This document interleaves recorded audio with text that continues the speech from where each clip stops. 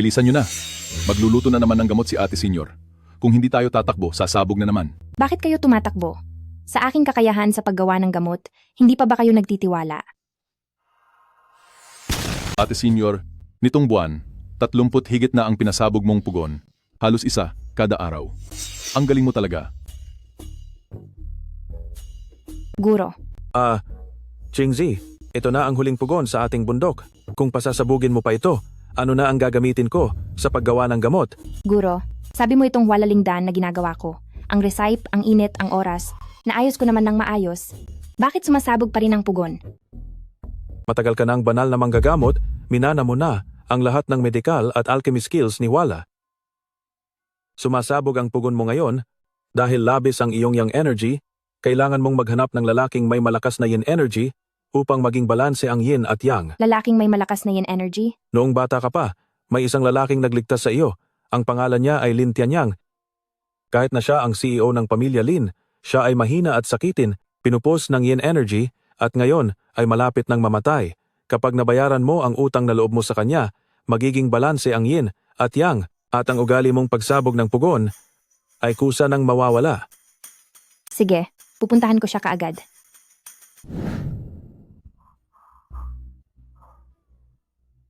Tatlong buwan na ang nakalipas. Nasaan na kaya ang aking tagapagligtas? Anak? Anak, gumising ka na. Marami siyang nawalang dugo. Maraming dugo ang nawala sa kanya. Mahina ang pulso ng taong ito. Mukhang Ano? Mabilis. Tawagin ang manggagamot. Kalimutan mo na. Mas mabuti na huwag na lang makialam. Kayo, sino sa inyo ang makakapagligtas sa aking anak? Ang pamilya ko ay magbibigay ng bilyon-bilyong cash bilang pabuya. Iligtas niyo ang aking anak. Hindi pwede. Nangako ako sa aking maestro. Bilang ika, 108 henerasyong tagapagmana ni Huatuo, ang isang manggagamot ay dapat may puso ng magulang. Kung narito lang ang maestro, tiyak na tutulong siya. Tingnan ko. Maputla ang mga labi, bumibilis ang tibok ng puso, baka labis na ang nawalang dugo. Kailangan humiga ng pasyente, mabilis, tulungan ninyo ako.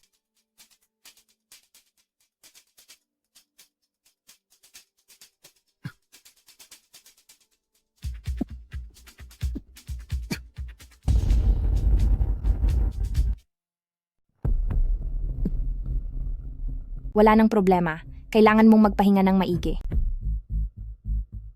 Maraming salamat, maraming salamat. Tianyang, mahina na ang katawan mo? Kailangan kong bigyan ka ng bodyguard.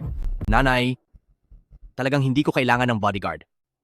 Tianyang, mula pagkabata mo ay sakitin ka na. At ngayon, ikaw ang CEO ng Lin Group. Kailangan mong bigyang pansin ang iyong kaligtasan para din ito sa kabutihan mo. Lin Group? Tianyang? Lin Tianyang? Ikaw si Lin Tianyang. Tagapagligtas, sa wakas ay natagpuan din kita. Anong tagapagligtas? 10 taon na ang nakalipas. Nahulog ako sa bangin dahil sa pagiging mapaglaro. Noong nasa bingit ako ng kamatayan, ikaw ang sumagip sa akin.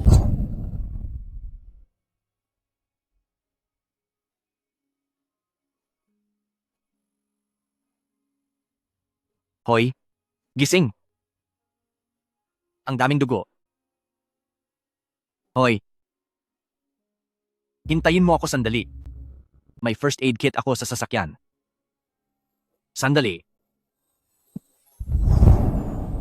10 taon na ang nakalipas nang nahulog ako sa bangin. Nasa bingit ng kamatayan, kayo ang sumagip sa akin.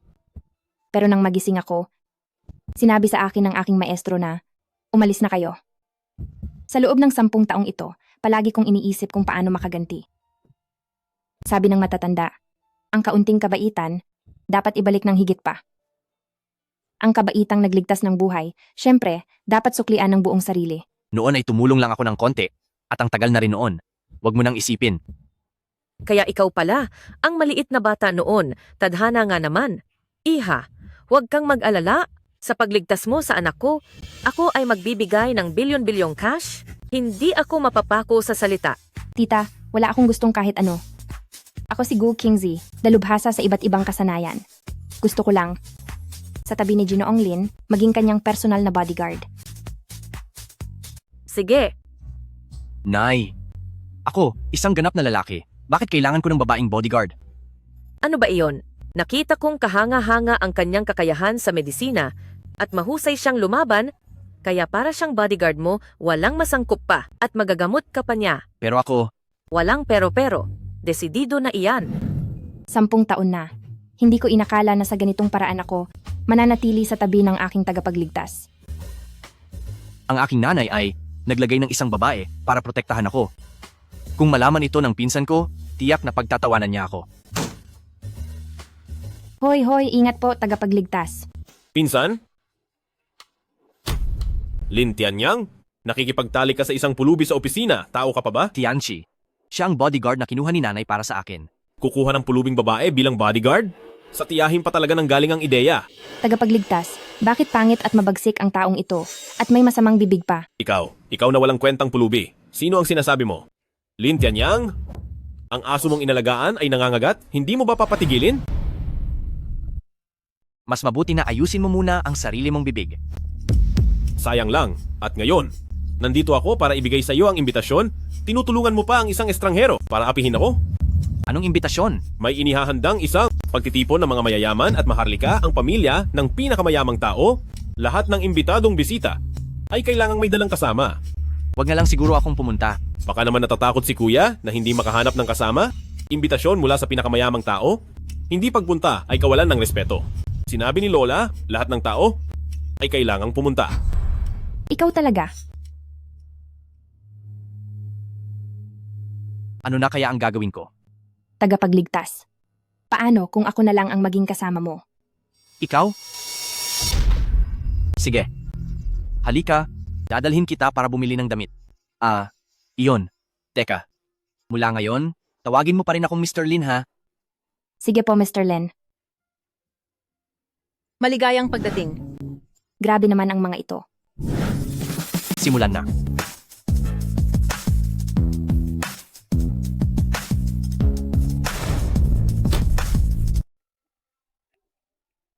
Sasagutin ko lang ang tawag. Pumasok ka na muna. Sige.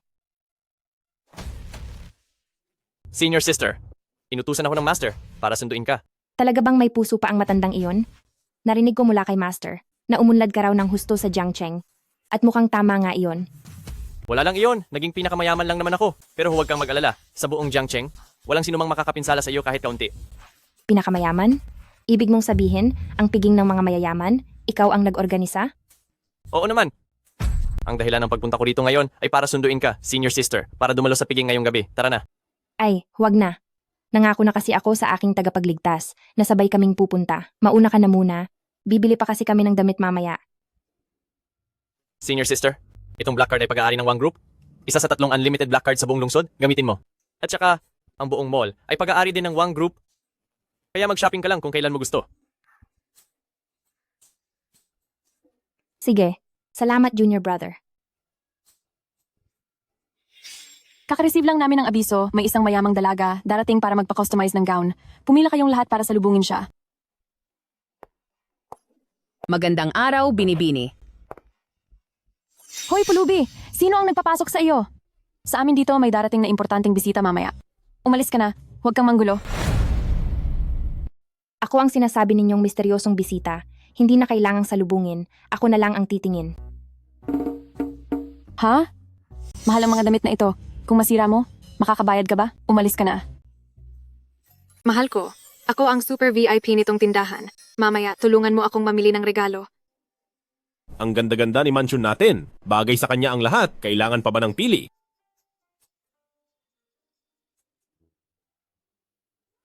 Miss Liang ng Liang Group, ikaw pala ang misteryosong ginangayon, ikaw nga. Mahal ko, ang lakas talaga ng VIP mo. Sobrang laking bagay niyan. Siyempre naman, million level VIP eh. Miss Liang, dito po kayo. Kaya pala may masamang amoy. Nandito pala ang amoy bulok na pulubi na ito. Naging bodyguard ka na ng kapatid ko. Bakit ka pa naglilimos? Tianchi, sabi mo yung may sakit mong pinsan, naghanap ng pulubing babae para maging bodyguard? Tama. Yang pinsan mo kasi, matagal nang hindi, nakakahanap ng babae, kaya uhaw na uhaw. Pati pulubi, gusto niya yatang makasama? Pinapayuhan kitang ayusin mo ang bibig mo. Ikaw na pulubi, nagpanggap na ako, naglakas loob pang saktan ako. Bakit kayo nakatayo lang dyan? Palayasin niyo siya. Nandito kami para bumili. Hindi naman kami. Dapat palayasin, di ba? Si Lintian Yang na ito, malakas at matipunong, walang makakapantay sa tindig, hindi naman tulad ng sabi-sabi na mahina at sakitin siya. Pinsan? Ngayon? Hindi kaya kasama mo? Itong pulubing ito? Dito? Hindi kaya siya ang kasama mo? Hahaha. Ako, Anong problema kung ako ang kasama niya? Kung mag-ayos lang ako ng kaunti, hindi ako magpapatalo sa inyong mga mayayamang ginang. Lin, napagdesisyonan ko na. Gusto ko ito. sige. Balutin mo ito. Ang damit na ito ay ang aming pinakamahalagang item. Nagkakahalaga ng 20 milyon. Ginoo, sigurado ka ba? Nabibili ka para sa pulubing ito? 20 milyon? Tiyan Yang, gumastos ng 20 milyon para bilhan ng damit ang isang pulubi, hindi ito sulit. Huwag kang mag-alala, Tian Yang. May pera ako. I-swipe ang card. Ito ang black card ng pinakamayamang pamilya. Mayroon lang 3 sa buong syudad. Pekeng-peke ang sa iyo. Peke, i-swipe mo at malalaman mo.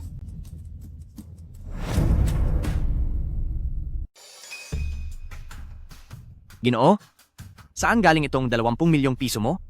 Mr. Lim, ang pera sa card na ito, kayang bumili ng 1,000 item na tig 20 milyon. Ikaw na pulubi, kung makapag-swipe ka ng 20 milyon ngayon, itatay ko akong iyong lola. Sige, kung hindi ko ma-swipe, tatawagin kitang lola. Ikaw, iswipe mo ng maigi. Masusunod, Ginang Liang. Ultimate Black Card? Lumabas na ang misteryosong VIP! Bilis, salubungin siya. Mahal ko? Kung gayon, binabati na kita ng maaga, magkakaroon ka na ng apo sa pamangkin. Itong basurang card mo hindi ma-recognize. Imposible naman. Sabi ng junior brother ko, sa card na ito, maraming pera. Hindi pa ba bilisan lumuhod at magbigay pugay at tawagin akong lola? Mga tao, hawakan niyo siya. Opo, Ginang Liang. Sino ang mangangahas? Tigilan. Manager, dumating ka sa tamang oras. Itong mabahong pulubi na ito, gamit ang pekeng card na ito, nagpapanggap na ultimate black card para mandaya dito. Paano natin ito itatapon? Ito, Ultimate Black Card. Talagang Ultimate Black Card. Ang bulag mo, nangahas kang galawin ang isang Ultimate VIP. Ano? Ang pulubi ay ang misteryosong VIP. Hindi mo pa ba ibinabalot ang damit at ibibigay sa aming mahal na bisita? Opo. Ako isang super VIP, wala man lang ganitong trato. Siya, isang hamak na pulubi. Ang sirang card ay hindi man lang makapag-swipe ng pera. Bakit ibibigay sa kanya? Kahit sabihin ko sa inyo, hindi ninyo maiintindihan. Sigurado akong itong pulubing ito ay nagkataon lang. Mamaya sa banquet, hindi ko talaga siya patatawarin. Go Chingzi? Kanina ba wala kang pera sa card? Naisip na sobrang laki ng halaga, kaya hindi ma-swipe? Wala ako. Ang card na iyon ay galing sa pinakamayamang tao. Siya ang aking junior brother. Sige na. Ngayon lang talaga swerte ka, nagkataon lang. Mamaya sa banquet, huwag kang gagawa ng gulo. Ako, Magpalit ka muna ng damit. Mamaya, hihintayin kita sa loob.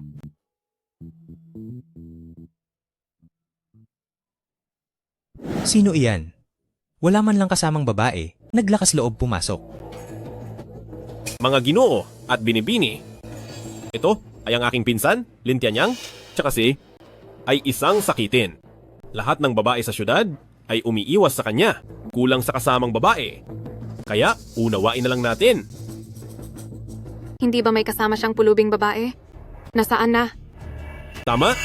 Pinsan. Kahit ang pulubing iyon ay ayaw maging kasama mo. Pinapahiya mo talaga ang mga lalaki. Umalis ka na. Umalis ka na. Nakakahiya. Hindi makahanap ng kasamang babae. Ano pa ang ginagawa rito? Umalis ka na agad.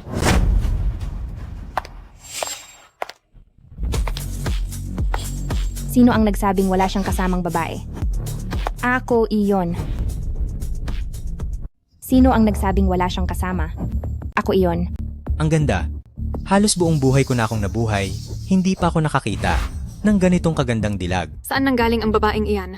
Napakasama ng ugali. Sino ka ba? Ginoong Lin, ako si Gu Qingji. Hindi mo ba ako nakikilala? Gu Qingzi. Bakit ka nagpalit ng damit?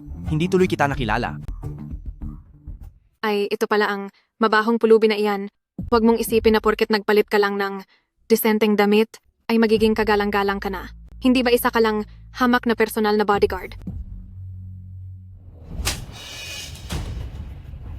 Kasing baho pa rin ng dati ang bunganga mo. Ikaw na, hindi pa tayo tapos. Mahal? Ikaw? Ikaw na walang kwentang pulubi. Maghintay ka lang. Hindi ko alam kung si Ginoong Lin magkano ang ginastos para umarkila ng ganitong kagandang dilag. Bakit hindi ko nalang doblehin ang bayad? Ibigay mo siya sa akin. Ako, triplehin ko ang bayad. Gusto kong dumikit sa magandang dilag. Ako, 5 beses. Kami ni Gu Qingji ay may malinis na relasyon, huwag niyo na siyang insultuhin. Hindi ko akalain na ang mga VIP ng pinakamayamang pamilya ay mga tulad ninyong walang hiya na mga salot. Maliit na babae. Kami, willing magbayad para sa isang gabi mo, iyon ang swerte mo. Payo ko, sumunod ka na lang. Lintek, bitawan mo ako. Mga tagapagligtas. Kayo? Ako, si Gu Qingzi. Hinding-hindi. Papalampasin kayo. Ate.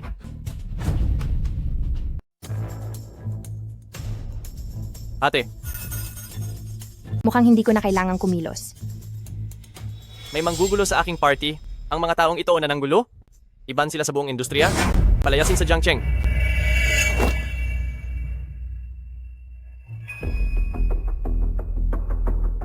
Ate, pinahirapan ka. Ipapaayos ko kaagad ang private doctor. Huli na.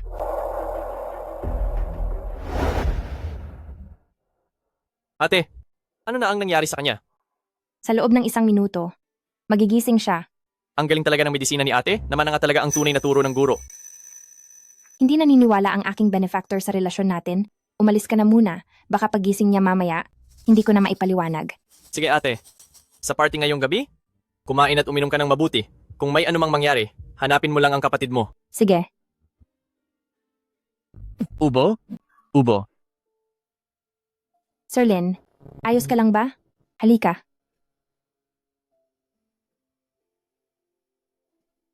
Bakit ako nahimatay ulit? Tumayo ka muna.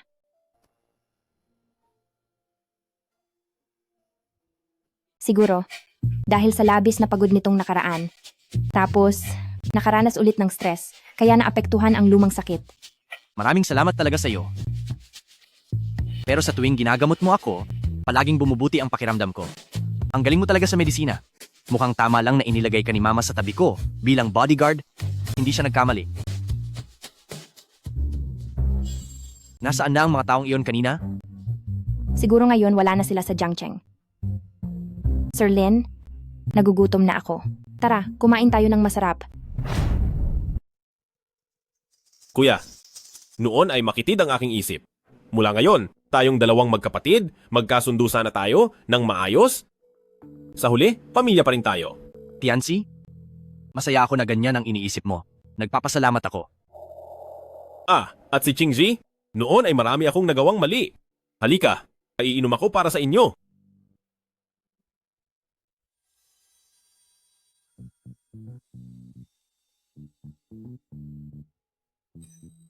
Kuya, magpakasaya lang kayo. Puntahan ko muna ang kabilang dako. Sige, Ang pinsan mong iyan, ano na naman ang ginagawa? siguro kasi lumaki siyang spoiled. Wala siyang masamang intensyon. Hindi ako naniniwala diyan. Halika.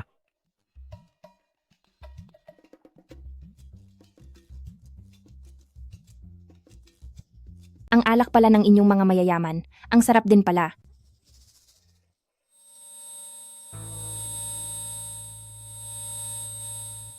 Ang init. Anong nangyari sa iyo? Siguro matagal na akong hindi umiinom. Medyo mahina ako sa alak.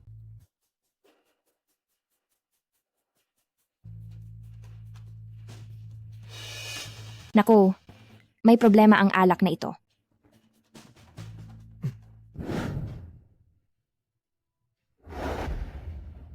Boss Lin, ayos ka lang ba? Bakit ang init mo?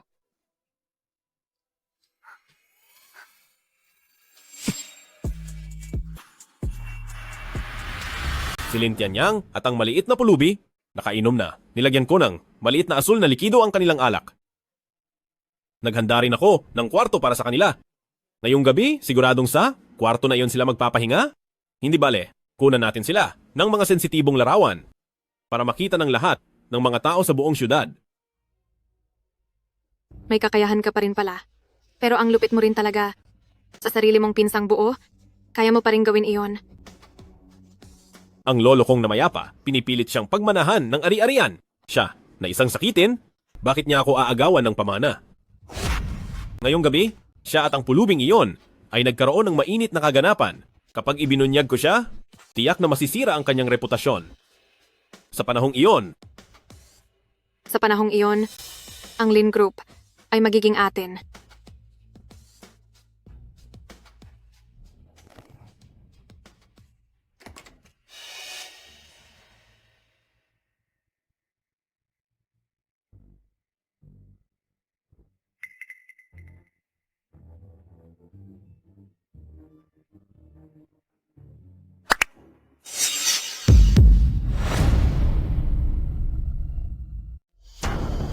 Go King Z!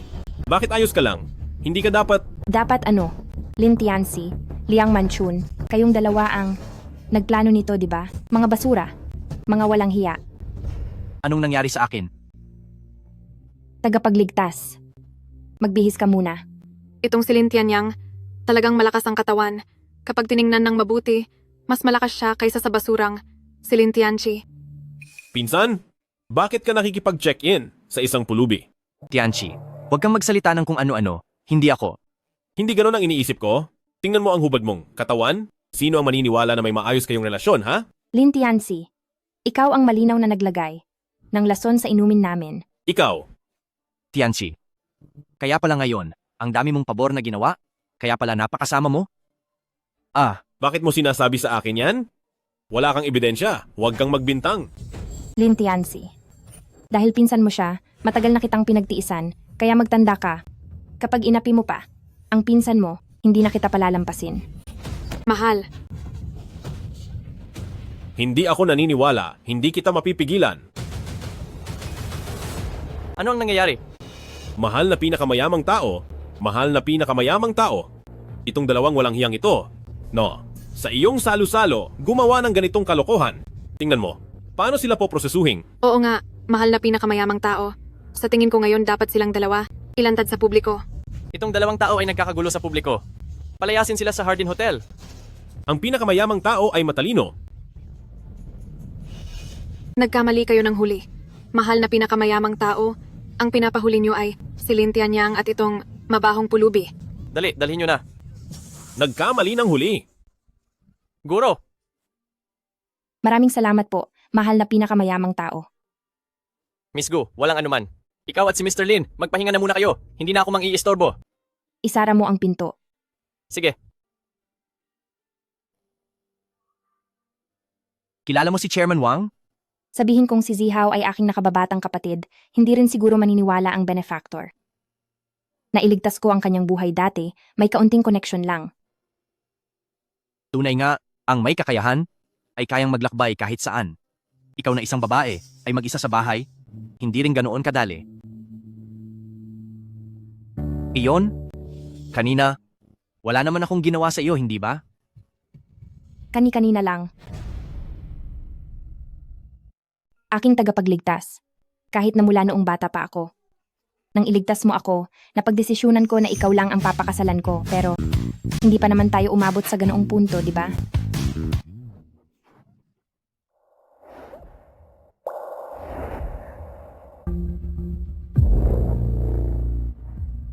Muntik mo na akong mapasagot. Paano mangyayari yan? Hindi ako ganoong tao. Mr. Lin, pero maganda nga ang katawan mo. Sasabihin ko sa'yo, ako ay isang normal na lalaki. Huwag kang maglaro sa apoy. Walang hiya.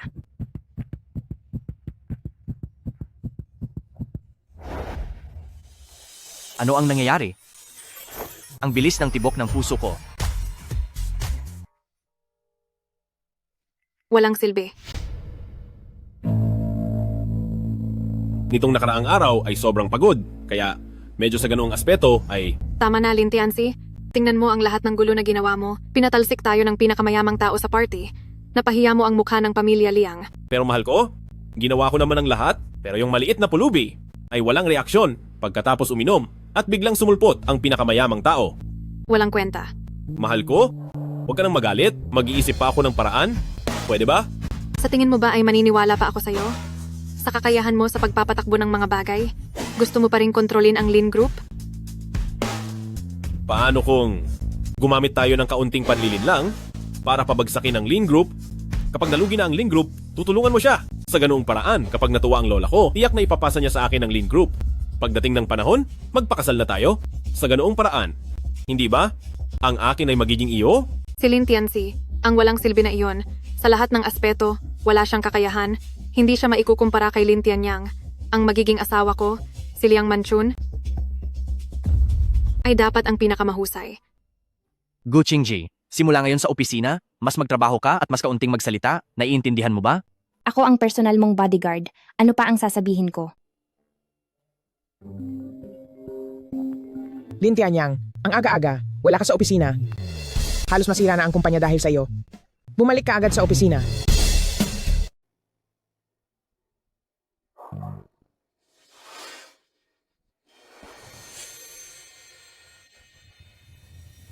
Ayos ka lang ba? Ayos lang. Itong matandang babae, mukhang masama ang pakiramdam. Baka hindi na siya magtatagal. Lin Tianyang, alam mo pa palang umuwi? Ikaw na pulubi. Anong tinititigan mo sa lola ko? Ano ba ang tinititigan mo? Lola, siya po ang dahilan? Huwag ninyo siyang tingnan kahit pa nakasuot siya ng maganda. Isa lang siyang hamak na babae. Kuya, dahil lang sa kanya, halos masira na ang kumpanya. Talagang sisirain na niya ito. Tianzi, huwag kang magsalita ng kung ano-ano. Ano ba ang nangyari sa kumpanya? Lin Tianyang, kumakalat sa buong bayan na ang Lin Group na si Lin Tianyang ay may magulong personal na buhay. Ang kumpanya, dahil sa iyong kapabayaan, bumaba ng husto ang halaga ng stock. Bumaba ng 20% ang market value. Hindi mo man lang alam?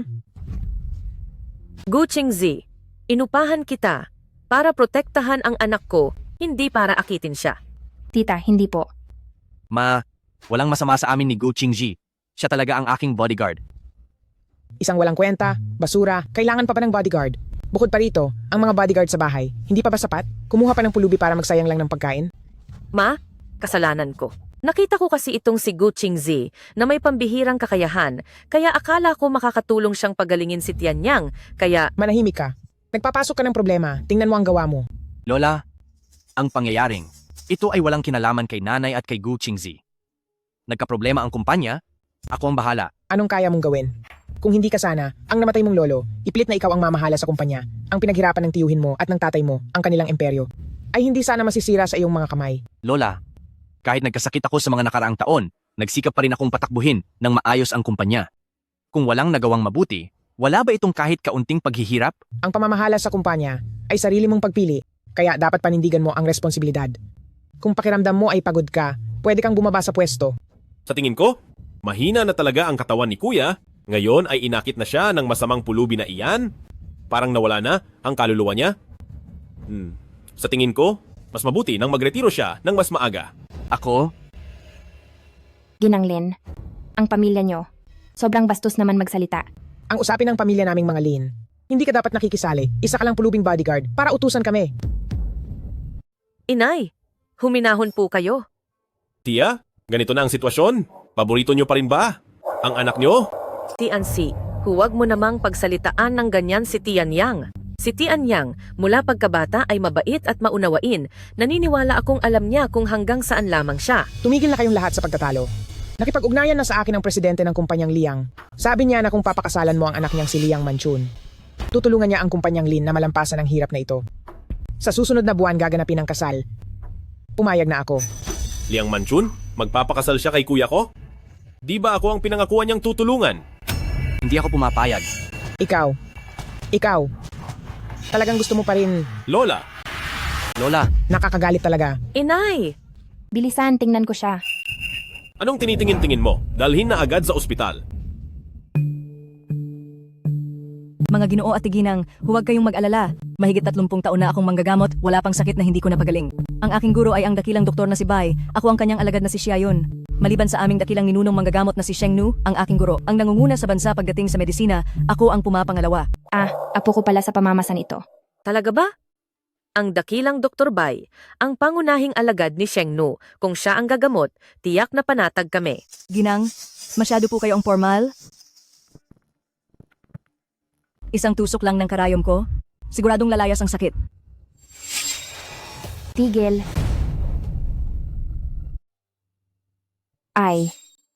Tigil. Sino ka ba? Bakit mo ako pinipigilang tulungan siya? Tulungan?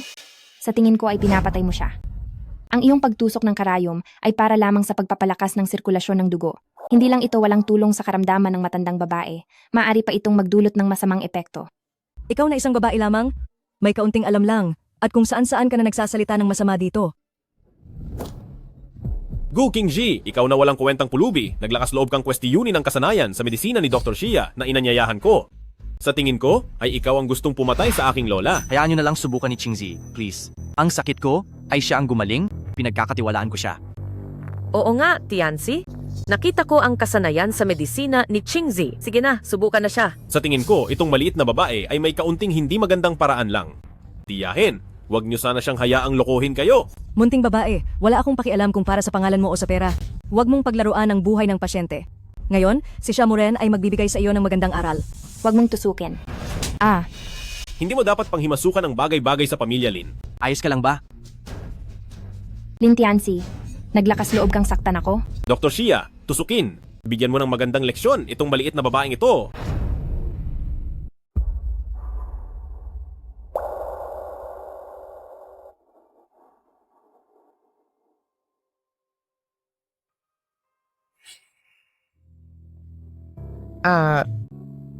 Ang sarap. Gising ka na? Lola, gising na po kayo. Ito po ang ipinatawag kong si Dr. Xia. Siya po ang nagpagaling sa inyo. Napakahusay ng aking apo. Doktora siya. Doktora siya nga. Maraming salamat, Doktora siya, sa pagliligtas sa akin. Hayop ka. Pinutol ko na ang iyong hanap buhay. Ano? May masasabi ka pa ba? Isang walang alam na batang babae, nagmamayabang dito. Tama na. Amoy mahirap, hindi ka namin malugod na tinatanggap dito sa aming pamilya. Kailangan ng aking lola ng tahimik na pagpapahinga, lumabas ka! Pagsisisihan ninyo ito. Ubo.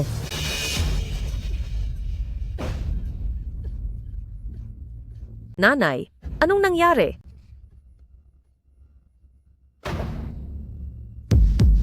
Wala lang, dumura lang ng namuong dugo at gagaling na. Tita, hindi kayo magkakamali kung susundin ninyo si Doktora siya. Sasaktan ko ba si Lola? Tingnan ninyo ito. Ay, Ang guro ko ay si Dr. Bai. Paanong hindi ako makapagpapagaling? Kapag sinabi kong ayos lang, ayos lang. Gu Qingzi, Si Dr. Bayang guro, hindi ba niya kayang patayin ang tao? Gu Qingzi, ikaw na amoy mahirap? Nambubulabog ka. Tuturuan kita ngayon para malaman mo ang iyong lugar. Tianzi, wag na. Gu Qingzi, para rin sa pagligtas kay Lola. Pinsan, tinutulungan mo pa rin ang babaeng ito? Gusto mo ba talagang patayin ang lola kasama ang amoy pulubing ito? kalokohan. Magpinsan kayo at iisang pamilya tayo. Bukod pa rito, nahimatay na si Lola ngayon. Sa tingin ko, hayaan na lang natin si Qingzi na subukan. Talagang marunong siya sa medisina. Sige, dahil kinu-question mo ang aking kakayahan sa medisina, ikaw ang sumubok. Dr. Xia, hindi ata tama? Huwag kang mag-alala, Yang Master Lin. Naistabilis ko na ang kondisyon ng matandang ginang. Nasa kontrol ko ang lahat.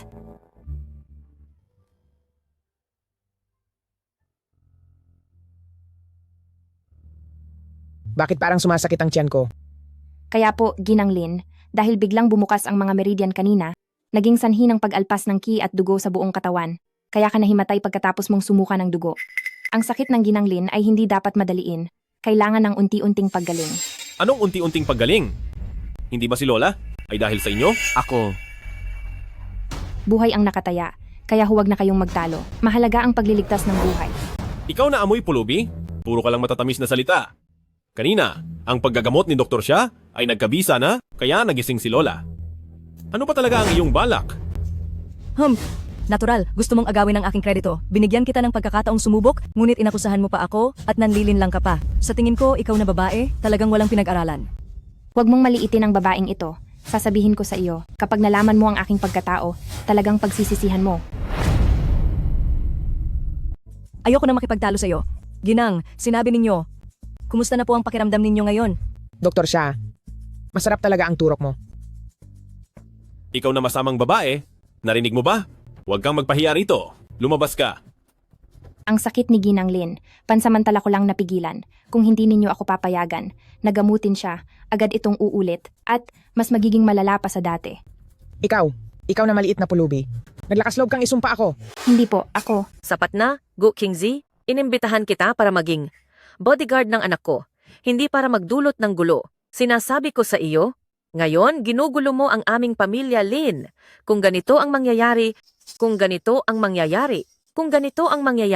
huwag mo nang ituloy ang pagiging bodyguard. Tita, ako. Mr. Lin, pakikisuyuan. Maniwala kayo sa akin. Ang sakit po ng lola ninyo. Talaga, Gu Qingzi, huwag ka nang magulo. pati ikaw, hindi ka naniniwala sa akin? Maayos naman ngayon ang lola ko. Paano ako maniniwala? Ay naku, ano ang nangyayari? Kumusta ang lola? Lola, doktor siya. Ito, paanong nangyari ito? Ayos lang, matanda, talagang mahina ang katawan, at saka nagkaroon ng sipon, at na-stress pa, kaya inatake ulit. Huwag kang mag-alala, ang aking guro ay narito rin ngayon sa Jiangcheng. Inimbitahan ko na siya. Para tingnan ng matanda, bibisitahin siya, darating na siya agad. Talaga? Si Dr. Bai ay ang pinakamataas na disipulo ng banal na babae. Kung siya ang manggagamot sa kanya, panatag na panatag ako. Lola, tiis lang po muna kayo. Darating na si Dr. Bai. At magiging maayos na po kayo. Bilisan ninyo, hayaan ninyo akong gamutin ang lola. Kung hindi pa rin ninyo hahayaan, baka wala na talaga siyang pag-asa. Gu Qingzi! Sinabi na ni Dr. Xia na si Dr. Bai ay papunta na. Bakit ka pa? Nagkakalat ng gulo dito. Kung maghihintay pa kayo, baka kailangan ninyo ng maghanda para sa libing.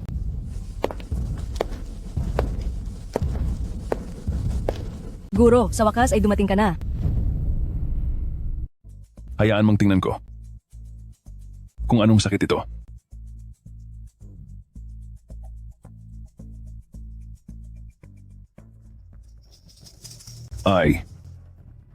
Sa tingin ko, wala na ring magagawa ang matandang ito. Kung natingnan ito ng mas maaga, may pag-asa pa sanang gumaling. Siguro ang aking guro lang ang makapagpapabalik ng buhay. Kung gayon, bilisan ninyo at ipatawag. Makikisuyo po, Dr. Bai. Kontakin ninyo po ang inyong guro para po gamutin ang aking lola. Oo nga po, kami pong pamilya Lin ay tiyak na magpapasalamat ng malaki. Sanay na ang aking guro sa kalayaan. Hindi ko siya makontak karaniwan. Guro, kanina ay ginamot din ng babaeng ito ang pasyente. Baka siya ang nagdulot ng sakit sa pasyente? Guro? Ano? Dr. Bai, tinawag mo ang amoy bulok na pulubing ito. Naguro? Oh. Nagkamali ng tingin. Pero Ginang, may paraan ka ba para gamutin ito? Oo. Mabuti. Kung gayon, pakitingnan mo.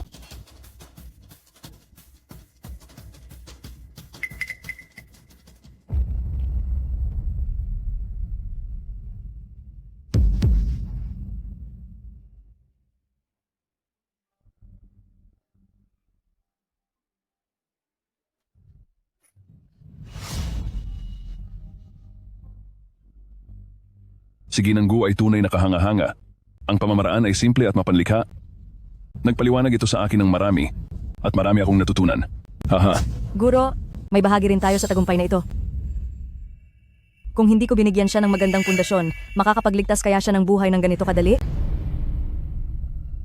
Oo. Malaking tulong din si Dr. Xia. Ikaw ay isang babae lang. Sa tingin ko, ikaw din ay may potensyal. Halika, lumuhod ka at magbigay ng 3 magalang na pagbati at exceptionally kitang gagawing alagad. Ikaw. Sa puntong ito, hindi ka pa rin nagsisisi. Hindi masama na kulang ang iyong galing sa medisina, ngunit wala kang etika sa paggamot. Simula ngayon, hindi ka nakarapat-dapat manggamot at magligtas ng buhay. Ikaw hindi nagsisisi. at sinisisi pa ang iba. Ito ay habambuhay na kahihiyan para sa akin at sa aking alagad. Ayaw kitang makita. Hindi ka na muli magiging alagad ko. Umalis ka na. Guro, wag po guro. May tao? Ang impostor na ito. Paalisin niyo. Ako na ang aalis. Si Ginang Lin ay bagong galing sa matinding sakit. Hindi na namin kayo iistorbohin sa inyong pagsasama. Mabuti. Maraming salamat po, Dr. Bai. Dr. Bai, ihahatid ko kayo. Guro, humihingi ako ng tawad. Ano? Banal na babae? Kaya siya ang aking lola guro? Banal na babae, ako ang nagkamali, ako ay walang pinipiling tao. Kayo po ay hindi nagbibigay pansin sa maliliit na pagkakamali. Pakiusap, tulungan niyo po akong kausapin ang aking guro. Hindi ko na po uulitin. Ikaw na tao, hindi karapat-dapat na maging apong alagad ko, ang taong nanggagamot. Higit pa, ay hindi paghahambing, kundi dapat, seryosong, gumaling at magligtas ng buhay. Opo, tama po ang sinasabi ninyo, Ninuno. Upang maiwasan ang pinsala mula sa mga hindi bihasang manggagamot at ang pagkasira ng sining ng panggagamot. Mula ngayon, hindi ka na maaaring gumamit ng sining ng panggagamot. Laubay, mayroon pa akong mahalagang gagawin. Umuwi ka na muna. Masusunod, Master. Makipag-ugnayan na lang po kayo sa akin kapag libre na kayo. Ang aking bayitang 3,000 estudyante ay nais makita ang inyong kagandahan. Sige, naiintindihan ko.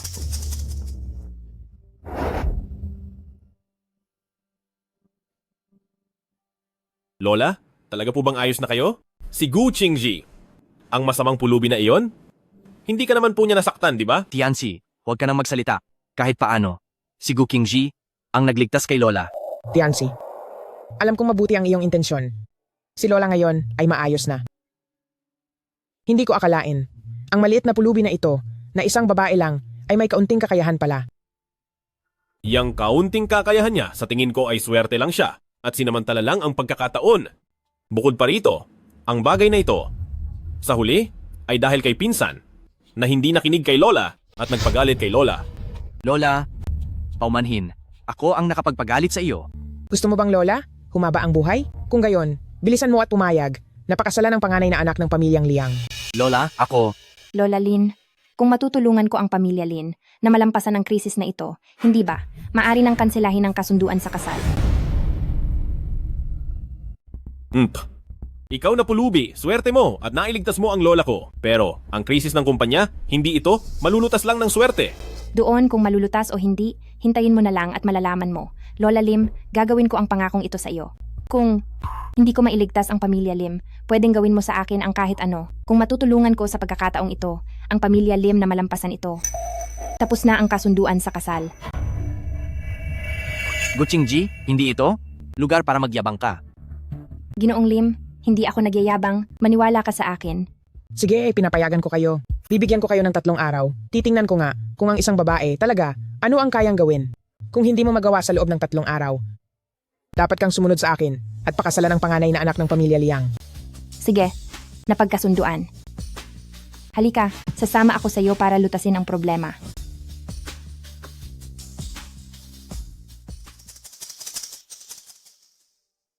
Lola, bakit kailangan mong ipapangasawa ang pinsan ko kay Binibining Liang? Ako rin ay isang batang ginoo ng pamilya Lim? Ako rin. Tianzi, ang panganay na anak ng pamilya Liang, si Lim Tianyang ang kanyang papakasalan.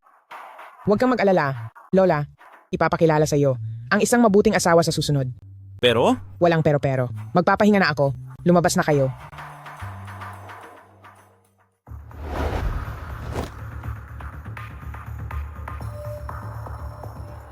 Hoy, mahal! Bakit ka magpapakasal sa pinsan ko?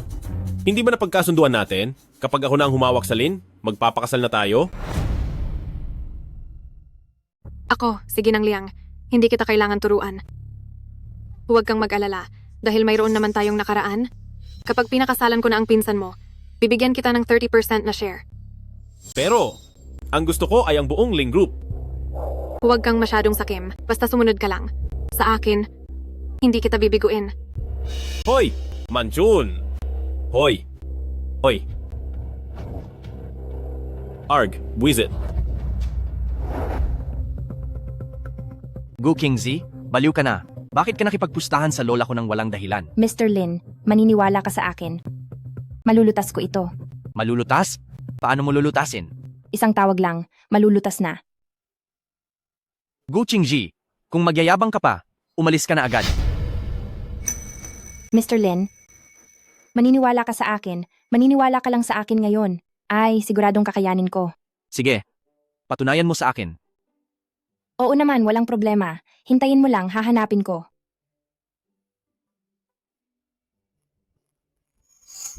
Paumanhin, ang tinatawagan mo ay nakapatay? Nakapatay? Gu Qingzi, ito ba ang sinasabi mong solusyon para sa problema ng pamilya namin? Sa numero ng telepono?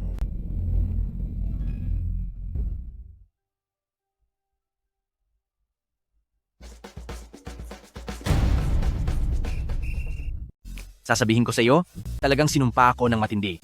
Bukod sa araw-araw mong pagiging hadlang, pinapahirapan mo pa akong i-load ka ng credit. Ha?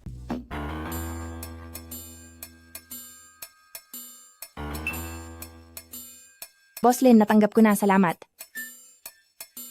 Akala ko meron pa akong bahagyang pag-asa na umasa sa iyo. Sige na. Mas mabuti pang umasa sa sarili ko.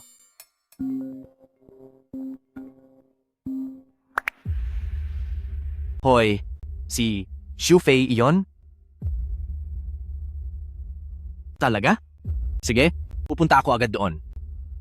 Saan ka pupunta? Boss Lin? May lumang kaklase ako. Ipinagtanong niya ako kay Vice General Manager Zhang ng Wang Corporation. Itong Wang Corporation ay ang pinakamayaman sa Jiangcheng. Kung makikipagtulungan kami sa kanila, natural na malulutas ang krisis ng pamilya Lin. Sasama rin ako. Hintayin mo ako. Bumalik ka muna at hintayin mo ako. Nandito na ako, pumayag ka na akong sumama. Kinakausap ako ng kaklase ko para sa isang proyekto, hindi bagay na magdala ako ng bodyguard. Kung may problema ka, tandaan mong tawagan ako.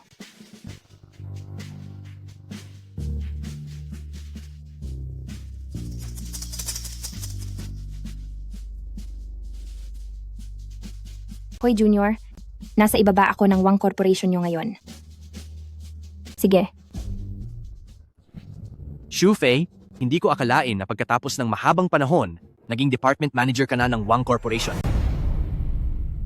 Lalang, kumikita lang ng kaunting pera. Dapat pa nga akong magpasalamat sa iyo dahil naalala mo pa ako na dati mong kaklase at ipinakilala ako. Siyempre naman, pero Tianyang, ang pagkakataong ito na makita si Assistant General Manager Zhang ay pinaghirapan kong makuha para sa iyo. Kaya ko lang nakuha.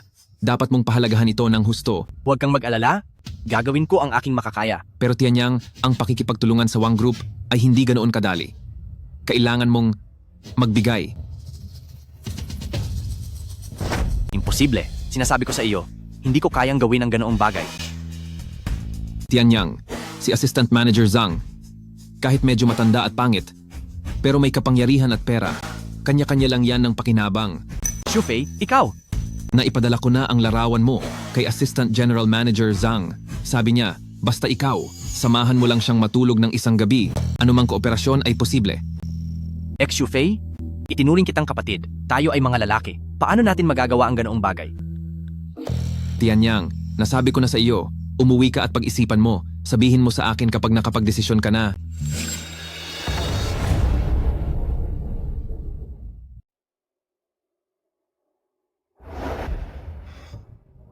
Tianyang, ito si Vice Presidente Zhang ng Wang Group. Siya ang in-charge sa pakikipag-ugnayan sa ibang kumpanya. Ang mga benepisyo na ibibigay, lahat iyan ay depende sa gusto ni Vice Presidente Zhang. Wala akong interes sa mga ganyan. Ikaw si Lin Tianyang, tama? Tungkol sa kumpanya ninyo, naikwento na sa akin ni Shufei, ang init ng panahon. Paano kung mag-hotel tayo at doon tayo mag-usap ng detalyado? Vice Presidente Zhang, pakirespeto po ang inyong sarili. Sa wine party pa lang, narinig ko na ang panganay na si Lin ay may magandang tindig at napakagwapo. Ngayon na nakita ko, talagang walang duda, huwag kang mag-alala. Nandito ako, ang lahat ng proyekto ng aming grupo, maaari mong piliin. Hindi na kailangan, kung wala na kayong sasabihin, aalis na ako.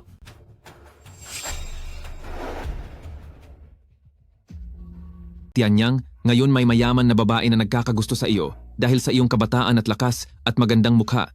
Ngayon magaling ka na, bakit hindi mo gamitin ang iyong malakas na katawan para mas lubusan itong mapakinabangan? Sinasabi ko sa iyo, hindi ko gagawin ang ganyang bagay. Ipagmamalaki ko ang sarili kong kakayahan at hindi tulad mo gagawin ng ganyang kahihiyan. Naiintindihan mo ba? Oh, senior sister. Gumastos ako ng malaki para tulungan kang makuha ang iyong crush. Kapag ikaw ay ikakasal, dapat ay imbitahan mo rin ang iyong junior brother. Huwag mo akong asarin. Oo nga pala, ikaw mismo ang maghatid ng kontratang iyon sa Lin family bukas. Tandaan, huwag mong ipaalam ang pagkatao ko. Sige. Lin Tianyang, huwag kang magpakapahamak. Sasabihin ko sa iyo, isang karangalan na nagustuhan ka ni Vice President Zhang. Ito ang iyong karangalan. Kung inaway mo si Vice President Zhang, hindi na kailanman makikipagtulungan ang iyong grupo sa Wang Group sa buhay na ito. Ay, ito ba ang vice-presidente ng inyong kumpanya? Dapat talaga itong linisin ng husto. Hindi ko inaasahan. Maging ang Wang Group ng pinakamayamang pamilya ay lubhang tiwali. Ganyang klase ng kumpanya, mas mabuti na huwag akong makipagtulungan. Lin Tianyang, ngayon, sasabihin ko sa iyo ang aking sasabihin. Kung hindi ka makikipag-usap kay Vice President Zhang sa hotel, hindi ka na kailanman makikipagtulungan sa Wang Group sa buhay na ito. Tianyang, ngayon, hahayaan kang turuan ka ng ate mo kung paano maging isang lalaki. Bitawan, pakawalan si Mr. Lin. Paano ka biglang napunta rito? Sa panahon ngayon, dapat din protektahan ng mga lalaki ang kanilang sarili. Matanda na at pangit, naglalaway ka pa rin sa Mr. Lin namin? Sino ka? Naglakas loob kang sabihin na matanda na ako at pangit? Tama. Naglakas loob kang sabihin ang tungkol kay Vice President Zhang. Sa tingin ko, ayaw mo nang mabuhay. Ako ang bodyguard ni Mr. Lin. Inaku, Tianyang, maganda at bata ang babae. Kaya ano ngayon? Pagdating sa babae, dapat may kakayahan ka rin. Ikaw na matandang babae. Hindi ka ba titigil? Talagang kahihiyan ka sa mga babae. Ngayon, tatapusin ko ang buhay mo. Tingnan natin kung sino ang may lakas ng loob na mag-ingay sa labas ng Wang Group. Chairman, bakit ka nandito? Balita ko pupunta kayo sa isang hotel para pag-usapan ng isang kooperasyon. Sinasabi ko sa iyo, Vice President Zhang, may edad ka na rin at may pamilya, magdadala ng gwapong lalaki sa hotel para makipagnegosasyon. Hindi ba parang hindi tama? Chairman, hindi po totoo yan. Chairman, di ba? Mukhang ang Vice President, Zhang ng Wang Group, ay madalas na kumikita ng labag sa batas. Ang babaeng ito ay may dating araw-araw naghahanap ng mga batang gwapo. Para makipagnegosasyon, dapat daw sa kama mag-usap. Ano ba yan pinagsasabi mo? Narinig ko kasi, nang malinaw, ang Vice President Zhang na ito ay tinakot ang aming General Manager Lin na kung hindi pupunta sa hotel, hindi sila makikipagtulungan sa Wang Group. Chairman, huwag kang maniwala sa sinasabi ng batang ito. Nakalokohan. Si Lin Tianyang ay walang hiya. Gusto akong akitin, pero tinanggihan ko siya. Sinungaling. Gusto mo akong lambingin, pero tinanggihan ko. Nagsisinungaling ka. Ang aming si Jilin ang mga akit sa iyo. Ano naman ang makukuha niya sa iyo? Sabihin mo. Ang kabaliwan mo, ang pagtanda mo, o ang hindi mo pagligo, ganoon ba? Chairman, masisiguro kong kanina ay si Lin Tianyang ang gustong umangat gamit ang babae. Nilalambing si Vice Presidente Zhang. Hindi ba? Chairman, kailangan mo akong paniwalaan.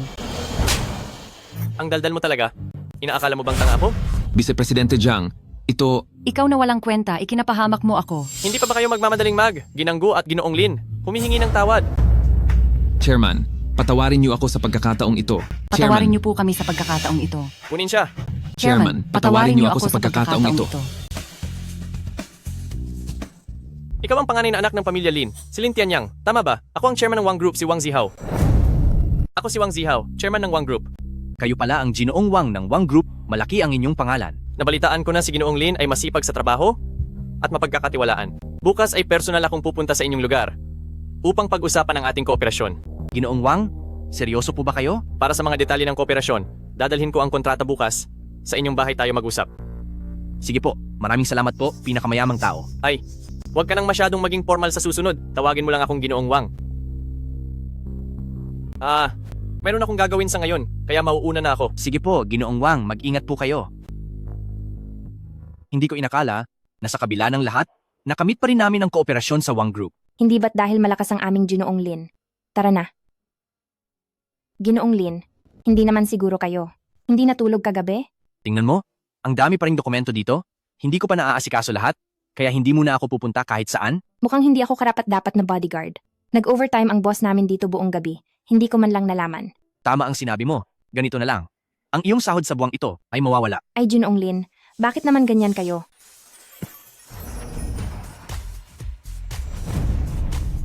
Inang Lin, sa ganitong paraan, medyo gwapo ka pala.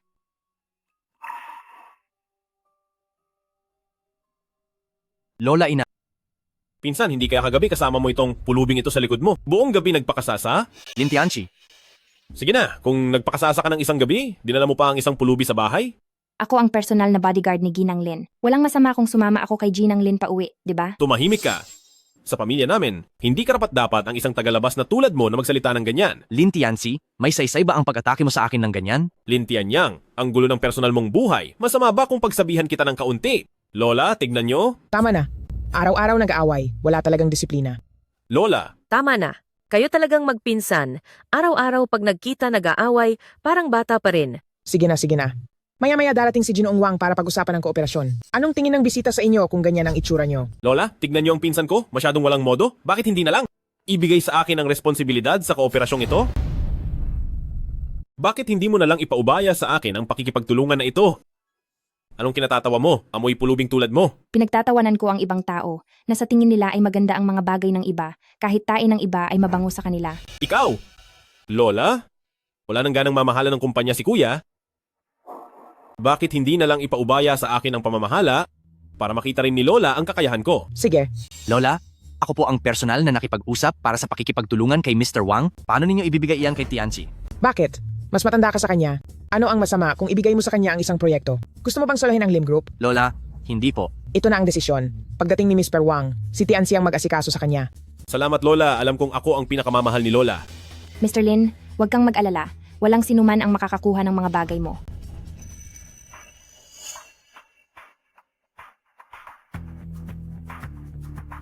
Ang pagbisita ng pinakamayamang tao ay isang malaking karangalan. Talagang nagbibigay liwanag ito sa aming simpleng tahanan. Ito ang aking apo na si Lin Tianxi. Siya ang pinuno ng proyekto ng pakikipagtulungan na ito. Oh, kahapon ay nakipag-usap ako kay Mr. Lin Tianyang para sa pakikipagtulungan. Bakit si Lin Tianchi ngayon? Ginang mayaman, nagkakamali po kayo. Hindi po kami ang basta-basta nagpalit ng kinatawan, kundi itong pinsan ko, si Lin Tianyang. Wala po ang isip niya sa kumpanya, kundi sa mga babaeng hindi alam ang pinagmulan. Kaya po ako ang pinagkatiwalaan sa proyekto na ito. Si Lin Tianyang ay si Lin Tianyang. Paano magiging pareho? Ginang mayaman? Kung ang kinatawan sa kontrata na ito ay ipapalit kay Lin Tianchi, mas mabuti pang huwag na kayong makipagtulungan para hindi kayo malugi sa kalahati ng inyong yaman. Sige, kung hindi maginhawa para kay Ginoong Lin Tianyang ang makipagtulungan, kung gayon ang kooperasyon ng Pamilya Wang at Pamilya Lin ay pansamantalang ititigil. Ang aming puhunan ay babawiin din lahat. Ginang mayaman, bakit niyo naman sinunod ang sinasabi ng pulubi na ito? Ako, si Wang Zihao, kailangan mo pa bang turuan kung paano magtrabaho? Ako. Ginang mayaman, hindi pa po marunong ang mga bata. Huwag niyo na lang po silang intindihin. Huwag naman po nating biruin ang tungkol sa kooperasyon. Ang Pamilya Lin ay basta-basta nagpalit ng kinatawan. Hindi ba niyo iginagalang ang Pamilya Wang? Hindi. Paano naman namin magagawa iyon? Walang pinagpalit. Ang kinatawan ay ang aking apo pa rin, si Lin Tianyang. Mabuti, Ginang Lin. Kung mangahas pa kayong magpalit ng kinatawan ng hindi nagsasabi, mananagot kayo. Opo. Binatang Lin, pumirma ka na. Sige, salamat Ginoong Wang. Masaya ang kooperasyon. Si Lin Tianyang, mula pagkabata, lahat na lang gusto niyang agawin sa akin. Lin Tianxi, subukan mo lang galawin ang kuya mo. Sabi ko, Binatang Lin, sa harap ko pa ha. Susuntukin mo ang aking kasosyo. Hindi mo ba ako iginagalang? Totoo ang sinabi ng Ginang mayaman. Hindi ka pa ba hihingi ng tawad? Paumanhin, pinsan. Aalis muna ako, may gagawin pa ako. Lola, ngayon ay nalutas na ang ating krisis sa Wang Group. Tingnan ninyo, ang pagpapakasal sa Liang Group, hindi ba't? Bakit narito si Liang Manchun? Lola, ito ang regalo ko para sa inyo. Sana ay magustuhan ninyo. Aba, 1,000 taong ginseng. Maliit lang na regalo. Bagong galing po kayo sa sakit, ang 1,000 taong ginseng na ito ay makakapagpahaba ng buhay. Magiging isang pamilya na tayo.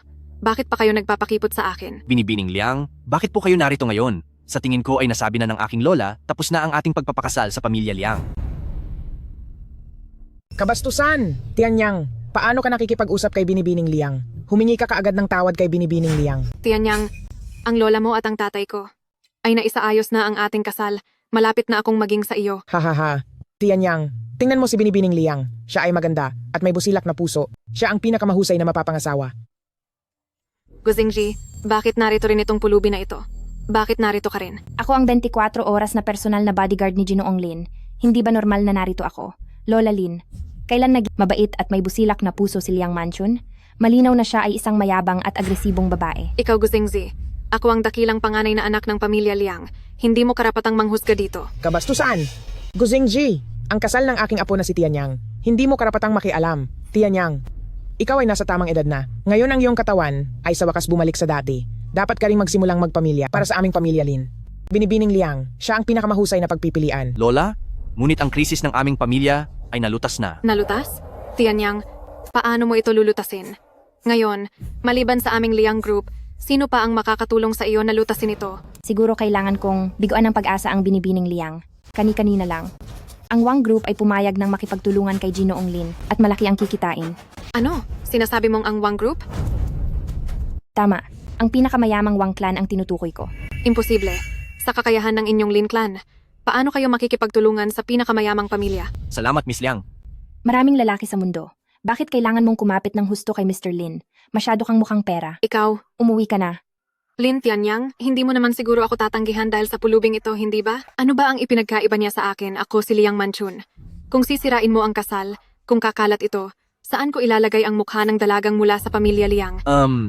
Miss Liang, kung papakasalan kita o hindi, wala itong kinalaman sa ibang tao. Miss Liang, ngayong araw, mas mabuti pang umuwi ka na. Tianyang, oo, natuloy ang kooperasyon. Pero hindi ito salungat sa pagpapakasal mo kay Miss Liang. Si Miss Liang, siya ay mula sa isang marangal na pamilya sa Jiangcheng. Maraming maharlikang binata ang naghihintay na pakasalan siya. Baka naman ipinahiya ka pa niya. Tianyang, pinapayuhan kitang pumayag ka na lang.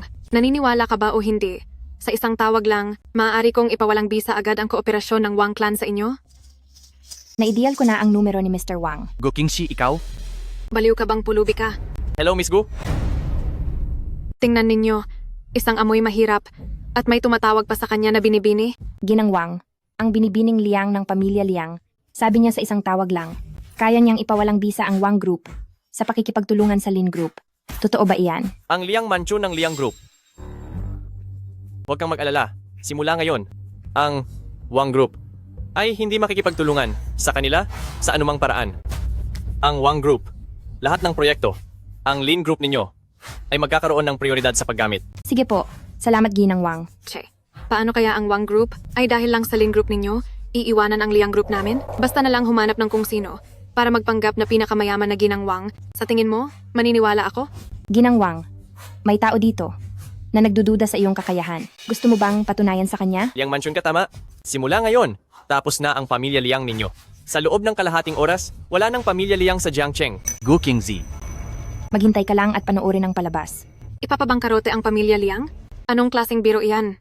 Lin Tianyang, ang amoy mahirap na ito sa tabi mo, ay nakakuha talaga ng isang magaling na artista. Ang pag-arte ng emosyon ay magaling talaga. Oo, tama. Sa tunog kanina, hindi rin mukhang kay Ginang Wang. Ang aming Tianzi Xiaoye ay nasampal na ni Wang Zong. Hindi pa ba ito naririnig? Hemp. Ikaw! Umalis ka na, mabahong pulubi. Ano? Kinansela ng Wang Group ang lahat ng kooperasyon sa Liang Group. Paano ito posible? Baka si Wang Zong nga kanina. Sa tingin mo may libre kaming oras para humanap ng taong kasama mong umarte? Liang Zong, may problema. Sabi ng Wang Group, may problema sa kalidad ng aming ginagawang gamot. Nagsampa ng kaso ang Wang Group at pinagbabayad kami ng 3 bilyon. Miss Liang, anong nangyari sa'yo? Miss Liang, telepono. Miss Liang, gusto mo bang tulungan kitang sagutin? Direktor, may problema. May balita mula sa bangko. Pinababayaran kami agad ng utang. At nagkaroon ng problema sa kalidad ang aming pabrika. At isinara. Ay, Direktor, nagbago ang sitwasyon. Ang mga shareholder ng ating grupo sabay-sabay na ibinebenta ang kanilang shares. Ngayon bumagsak ng husto ang stock ng ating grupo at nalugi tayo ng 10 bilyon. Direktor, nandyan ka ba? Direktor. Mukhang bankrupt na nga ang Liang Group, hindi ba? Ikaw na maliit na pulubi? Ano ba talaga ang pinanggalingan mo? Wala akong pinanggalingan. Tandaan mo lang, kapag mayabang ang langit, uulan. Kapag mayabang ang tao, may sakuna. Tianyang, hindi na kita pipilitin. Bilisan mo at ipakiusap mo ako. Nagkamali ako, Tianchi. Tianchi, tulungan mo ako agad. Ipakiusap mo ako sa iyong pinsan. Tianchi. Bakit mo ako pinapagawa ng kung ano? Ang bagay na ito ay walang kinalaman sa akin. Hindi ako sasawsaw sa gulo na ito. Lin Tianchi, ikaw. Tunay nga masama ang puso ng mga lalaki. Nabulag talaga ako na makasama ka ng matagal. Uy, huwag kang magsalita ng kung ano-ano. Kailan? Ba naging magkasama tayo? Lin Tianchi, ipinakita mo talaga sa akin kung ano ang ibig sabihin ng kapag may sakuna, ang bawat isa ay lumilipad. Huwag mong kalimutan, ikaw ang nagpasabi sa akin na ilabas ang balita tungkol sa masamang personal na buhay ni Lin Tianyang para pabagsakin ang Lin Group. Ano? Lin Tianzi, anong benepisyo ang makukuha mo sa paggawa niyan? At sa buong pamilya Lin, anong benepisyo ang makukuha? Liang Manchun? Huwag kang manira. Mukhang na-shock ka kaya kung ano-ano ang sinasabi mo. Hindi ba sabi mo kanina mahal mo si Lin Tianyang? At gusto mo siyang pakasalan kahit anong mangyari? Ngayon, sasabihin mong kasama mo ako? Lola, bangkarote na. Ang Liang Group, palayasin niyo na siya. Ang pulubi na yan, hindi ka ba bodyguard ni Lin Tianyang? Palayasin mo na agad sa akin si Liang Manchun. Kayo? Ako ang personal na bodyguard ni Mr. Lin. Sa boss ko lang ako sumusunod, kay Lin Tianyang. Ikaw! Tianyang, nagkamali ako. Talagang nagkamali ako. Bigyan mo lang ako ng isa pang pagkakataon. Bigyan mo ng pagkakataon ng pamilya Liang Tianyang. Tayo? Sige. Tulungan mo lang ako, Tianyang. Ma?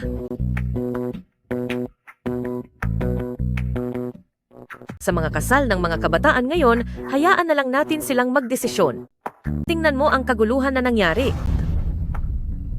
Pagkatapos nito, ang kasal ng mga kabataan ay hayaan na lang nilang sila ang magdesisyon. Tingnan mo ang gulong ito. Sa totoo lang, maganda naman ang intensyon ko. Hindi ko inaasahan. Muntik na akong malinlang nitong si Liang Manchun. Ang pinakamayamang pamilya Wang, talagang hindi biro. Sa pag-iisip, ang marangyang Liang Group ay bigla niyang pinabagsak. Tianyang, halika, umupo ka. Huwag kang tumayo.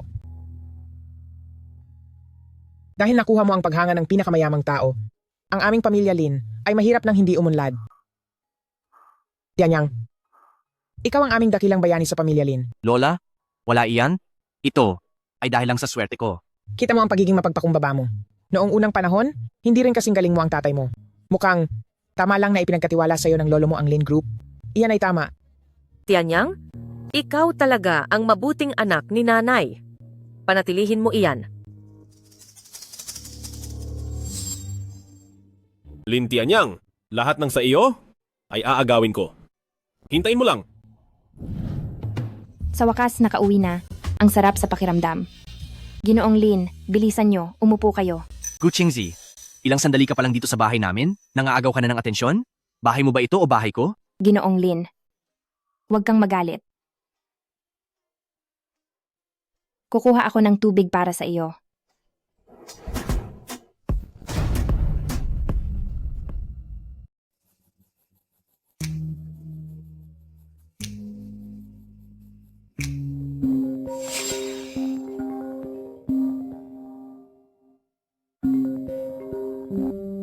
Hello? Kumusta ka ate? Ngayon lang, natulungan na naman kita, di ba? Alam ko na maraming tao roon. Magaling ba ang pagganap ko? Magaling ka diyan.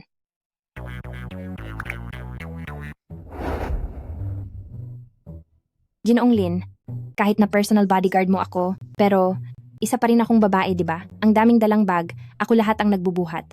Alam mo pa pala na babae ka? Nang nakita kitang nambugbog, para kang lalaki. Ha? Tingnan mo. Ang dumi-dumi mo na naman. Araw-araw kitang ipinagtatanggol kahit pabuhay ko ang kapalit. Paano naman hindi madudumihan? Pero kahit na ganyan, hindi nito matatakpan ang ganda ko. Ang isang personal bodyguard, dapat may itsura ng personal bodyguard. Sige na nga, ibigay mo sa akin.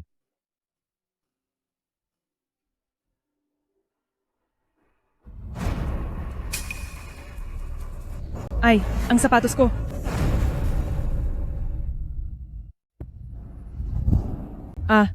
Ang sapatos ko. Sino yan? Walang mata na tao. Lin Tianyang. Oh, hindi ba ito ang dati kong boyfriend na sakitin? Luoyu, matagal na tayong hindi nagkita. Nabalitaan ko na pumunta ka sa ibang bansa. Ay, hindi ba? Nang wala ka. Ang sakitin na humihila sa akin pababa. Ako, ang binibini, ay nagpunta sa ibang bansa para magpaganda. Nakita mo? Ang boyfriend ko ngayon, mas mahigit sa iyo ng 1,000 beses. 10,000 beses. Sinta, ito ba ang sinasabi mong sakitin na ex mo? Medyo pangit ang itsura. Ikaw ang pangit. Mr. Lin, anong klaseng mata mayroon ka? Pangit. Ikaw, sino ang sinasabi mong pangit? Sino ang pangit na babae? Malayo man sa paningin, malapit sa isip. Sino ka ba? Kinausap ko ang dati kong boyfriend.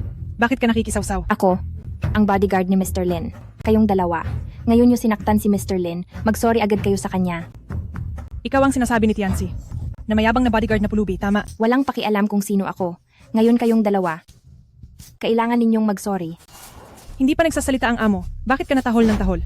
Luoyu, Respetuhin mo ang sinasabi mo. Hindi ba totoo ang sinabi ni Tiancy?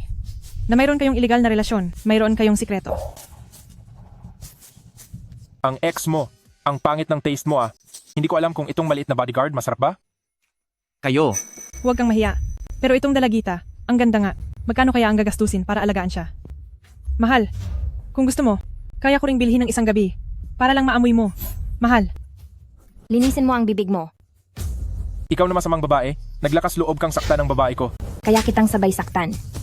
Ikaw na masamang babae, naglakas loob kang saktan ako, at ang babae ko, tingnan natin kung ayaw mo nang mabuhay. Mahal, namamagan ang mukha mo. Ang lahat ng ito, kayo ang naghanap ng gulo. Ikaw na masamang babae, hindi mo siguro iniisip na sa pagkapit mo sa mataas na sanga na ito, si Lin Tianyang, makakakuha ka na ng magandang buhay at magiging mayabang na. Luo Yu, malinis ang pangalan ni Gu Qingji, siya ay aking bodyguard lamang. Wala namang masama na umamin. Pero Gu Qingzi, itong si Lin Tianyang nasakitin, mukhang hindi magtatagal ang buhay. Nakamali ka ng pinagpustahan. Subukan mong magsalita ulit. Ikaw? Lin Tianyang, ang aso mo ay nangangagat na. Hindi mo pa rin ba susupilin? Mas mabuti pang bantayan ninyo ang inyong mga bibig. Ingatan ninyo ang mga bibig ninyo. Sobrang mayabang ang taong ito at nagawa ka pang saktan. Hindi mo siya pwedeng palampasin. Payo ko sa'yo, mag-sorry ka na kay Lin Zong. Ikaw? Karapat dapat ba akong mag-sorry ang girlfriend ko sa iyo? Nangahas kang sampalin ng girlfriend ko? Sa tingin ko ayaw mo nang mabuhay.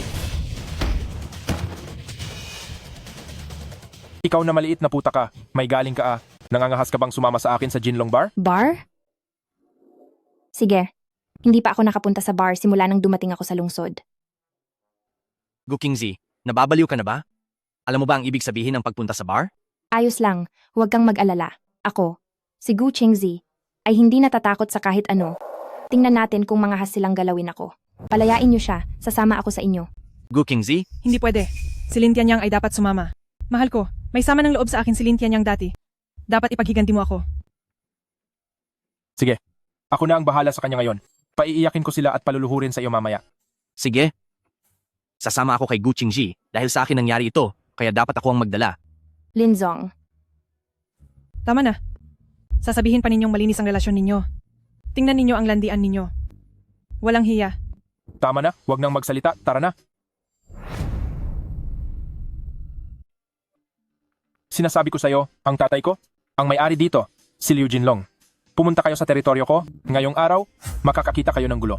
Dalhin sila. Halika na!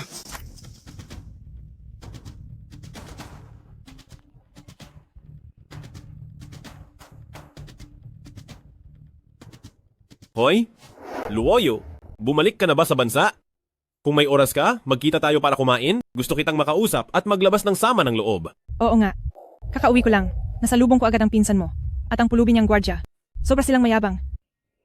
Ha? Aba, sakto. Nag-aalala pa nga ako kung paano ko sila papatumbahin. Ganyan pa naman niya dati trinato ka, kaya pagkakataon mo, nang turuan sila ng leksyon. Relax ka lang. Lahat ng bagot lumang galit. Siguradong paniningil ko sa kanila ngayon.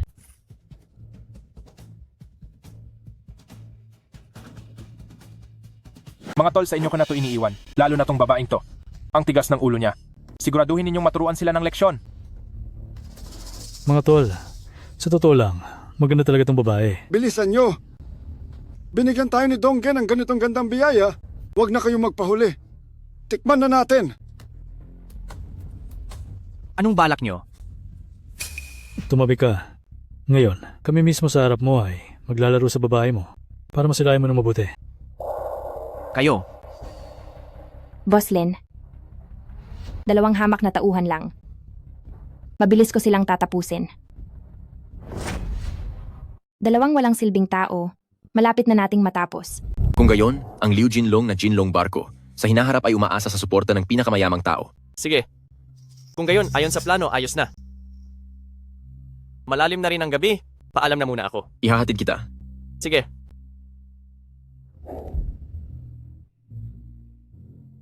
Gu Qingji, ayos ka lang ba? Maliit na problema. Tara. Ano? Hindi ko kayo binigo, di ba? Ikaw na babae ka, dumating ka sa teritoryo ko tapos gusto mo pang tumakas? Naglakas loob kang saktan ako? Bakit hindi? Hindi naman ito ang unang beses. Alam mo ba kung sino ang tatay ko? Ang tatay mo, hindi ba siya si Liu Jinlong? Simula nang pumasok tayo, ilang beses mo na itong sinabi. Ano, lumaki ka na. Hindi ka pa rin nahihiwalay sa utong ano. Sige, tingnan natin hanggang kailan ka magiging mayabang. Ate. Liu Jinlong, sa bar ninyo may nagkakagulo pa rin. Mukhang ang aking pagtatasa sa Jinlong bar ninyo ay kailangan pang suriin. Mukhang kailangan ko pang pag-aralan ng mabuti ang inyong Gold Dragon Bar. Hindi.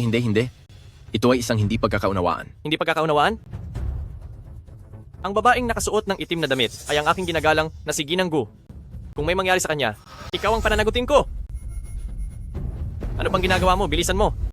Ginang Gu, kung may mangyari sa kanya, ipapabaon ko sa hukay ang buong pamilya Liu mo. Opo. Tigil.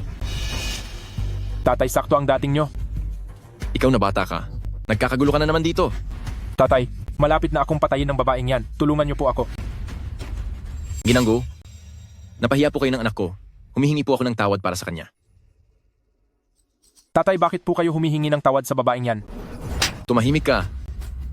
Si Ginanggo ay kaibigan ng pinakamayamang tao. Bilis, humingi ka ng tawad kay Ginanggo. Ginanggo, pasensya na. Humihingi na po ako ng tawad.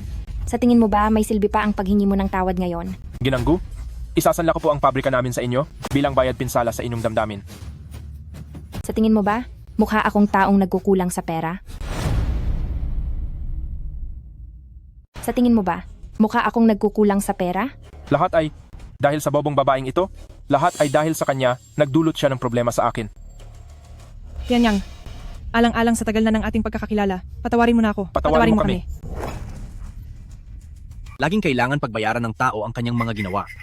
Makikinig ako kay Guking Z. Mr. Lin, ang dalawang ito ay mapagsamantala at masama ang gawi. Kung ganoon, bakit hindi na lang natin sila ilagay sa pabrika upang magbuhat ng mga ladrilyo? Para maramdaman din nila ang hirap ng nasa ibaba. Pa, ayaw kong magbuhat ng ladrilyo. Pa. Manahimik ka. Kayong dalawa, bilisan ninyo at mag-report sa construction site. Dalhin sila. Mr. Lin, huwag mong pansinin ang sinabi ng babaeng mapangmata. Hindi ka na isang sakitin ngayon. At bukod pa doon, hindi ka rin naman kuripot.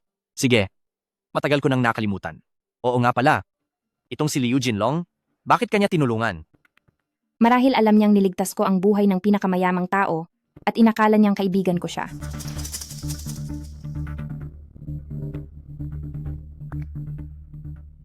Lin Tianyang, family dinner ngayon? Pakikipagtulungan ito sa Wang Group.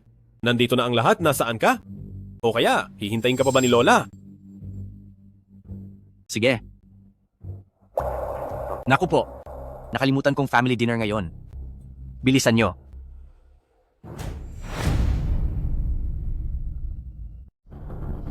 Kuya, sa wakas dumating ka rin. Halika, upo ka, bilis! Linti Anchi, anong ibig mong sabihin? Kuya, dati-rati ako bilang nakababata mong kapatid. Mali ako. Halika, uminom ka nitong alak at tayo ay magiging magandang magkapatid muli. Saludo ako sa iyo. Anak Tiang, isang pamilya, wala namang matinding pagkapuot. Ngayong si Tinsei, humingi na ng tawad. Dapat ay magpakita ka ng pagiging maunawain, hindi ba? Anak, Tiang, ang mga nakaraan, hayaan mo nang lumipas. Sige. Isa pa, wala naman akong galit sa'yo. Sa susunod, magkapatid pa rin tayo? Tama. Linti Anchay, lahat ng sayo, kukunin ko. Hintayin mo lang. Masaya ako na nakita ko kayong magkapatid na magkasundo talaga. Ha. Lola Lin, tita. Si Chengzi, marami ka na ring na itulong sa aming pamilya. Kaya umupo ka na at sabay na tayong kumain. Salamat, tita. Hamp, itong pulubing ito ay ayos lang. Kahit na tinulungan niya ang pamilya namin ng kaunti, hindi pa rin siya pwedeng umupo sa lamesa kasama si Lola.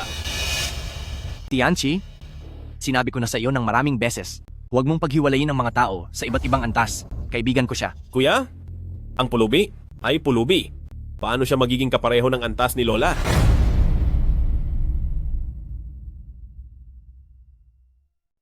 Pinsan, ang pulubi ay pulubi. Paano siya magiging ka-level ni Lola? Sir Lin, siguro lalabas na lang ako at hihintayin kayo. Hindi. Maupo ka at kumain. Anong kakainin? Kawalang galang. Ma, sa napakasayang araw na ito, huwag naman kayong magalit. Hayaan niyo muna siya. Lola, ang kooperasyon ng ating pamilya, lahat ay tinulungan ni Qingji na ayusin. Kung hindi siya kakain ngayon, ng hapunan na ito, tayo ang mawawalan ng kagandahang asal. Anong nangyayari? Itong silid kainan. Bakit may tao pa rin? Waiter. Dali, palayasin mo sila. Kuya Jinlong, paumanhin po, aayusin ko po agad ito. Ngayon, ako ang nagpapakain. Dalian ninyong palayasin sila. Sige po. Kayong lahat po, paumanhin po. Ito po ay unang klase na silid kainan. Gagamitin po ng aming VIP. Pakisuyo po. Lumipat na lang kayo ng lugar. Bakit? Kami rin ay mga customer dito. Nagbayad din kami. Oo nga, bakit ninyo kami papalayasin habang kumakain pa? Bakit? Ako ang batas dito. Ako ang tuntunin. Ako ang katarungan. Waiter, dapat isipin ninyo rin ang nauna at nahuli, hindi ba? Paumanhin po. Si Mr. Liu po ay aming kagalang-galang na VIP customer. May karapatan po siya sa priority sa silid kainan. Qingzi, ang taong ito, hindi ba siya ang may-ari ng bar na iyon? Gu Qingzi, ano? Siya ba ang may-ari ng bar na iyon? Oo. Tama, siya nga. Sabihin ko sa inyo, maging matalino kayo at umalis na kayo. Hindi ninyo ako kayang kalabanin. Kuya Jinlong? Bakit hindi? May gagawin pa ako? Gamitin nyo na lang ang private room. Mauuna na ako. Lola, tingnan nyo. Pagkasabi lang ng apo nyo, umalis ka agad si Liu Jinlong. Pati ang kilalang si Liu Jinlong ng Jinlong Bar, binigyan niya ng respeto ang apo nyo. Magaling, magaling. Tianzi, may ugali ka talaga ng isang Lin. Aba, siyempre. Lola, sa totoo lang, hindi ako mas mababa sa kuya ko. Lin Tianchi. Sigurado ka bang dahil sa iyo kaya umalis si Liu Jinlong? Gu Qingzi, hindi dahil sa akin, baka naman dahil sa mukha mo, amoy pulubing babae. Tama ang sinabi mo. Kani-kanina lang, ang mabilis na pag-alis ni Liu Jinlong ay dahil sa akin. Gu Qingzi, ikaw, isang amoy pulubing babae? Kilala mo ang ganoong kalaking tao? Nang nandoon pa ang tao, bakit hindi ka nagsalita? Ngayon na umalis na siya, nagmamagaling ka na. Maniniwala ka ba na sa isang salita ko lang ay makakabalik si Liu Jinlong? Gu Qingzi, talaga bang itinuturing mo ang sarili mo na isang malaking tao? Kung pakinggan ka ngayon ni Kuya Jinlong, luluhod ako at yuyuko sa iyo. Gu Qingzi, you really think you're a big shot? Kung papansinin ka ni Ginong Jinlong ngayon, I'll immediately kneel and bow to you. All right. Remember your words. Liu Jinlong, are you still outside? Ako si Gu Qingzi. Come in for a little drink. Ha ha ha. Kasin, your little minion is quite humorous, isn't he? Tianchi? Nasaan si Gu Qingzi? Kilala ba talaga niya si Liu Jinlong? Kasin, I've already shown you goodwill and apologized. Why are you still targeting me and helping an outsider? I'm not joking with you. I'm serious. Oh my, Tianyang. Isa ka na ngayong presidente ng Lin Group. There's no need to always compete with your brother for credit. Grandma, Ang pamilya niyo Lin ay gaya pa rin ng dati. Gu Qingzi, are you never going to stop, huh? Gu Qingzi, you're never going to stop, right? Stop. Ginong Jinlong, you came at the right time. We have a servant in our house who is just bragging, saying she knows you. But rest assured, tiyak na parurusahan siya ng husto ng aming pamilya Lin. Binibininggu, it was my fault for not being polite earlier. I should have offered you a drink myself. I apologize for the offense. Please forgive me. No, Ginong Jinlong, si Gu Qingzi ay isa lamang mabahong pulubi. She's just isang aso. She's not worthy of such treatment from you. Do I need your questioning for what I do? Anong ginagawa ko? Kailangan mo pa rin questionin? Miss Gu, pasensya na kanina. Iinom ako para sa kapatawaran. Liu Jinlong, may nagsabi kanina na kapag pinapasok ko raw kayo, luluhod at yuyuko siya sa akin. Kaya sana masaksihan mo rin. Oh, ganito kagandang palabas? Ako, si Liu Jinlong, ay tiyak na hindi makaligtaan. Lin Tianzi, oras na para tuparin mo ang iyong pangako. O gusto mong magbago ng isip? Isang buong lalaki, paano luluhod sa isang pulubi? At babae pa? Hindi ako luluhod. Ang isang tunay na lalaki ay matibay sa kanyang salita at hindi na mababawi. Ang hindi pagtupad sa salita ang tunay na nakakahiya. Tama? Si Miss Gu ang nagsabi. Huwag ka na magpatumpik-tumpik pa. Huwag mo kaming ipahiya bilang mga lalaki. Lola!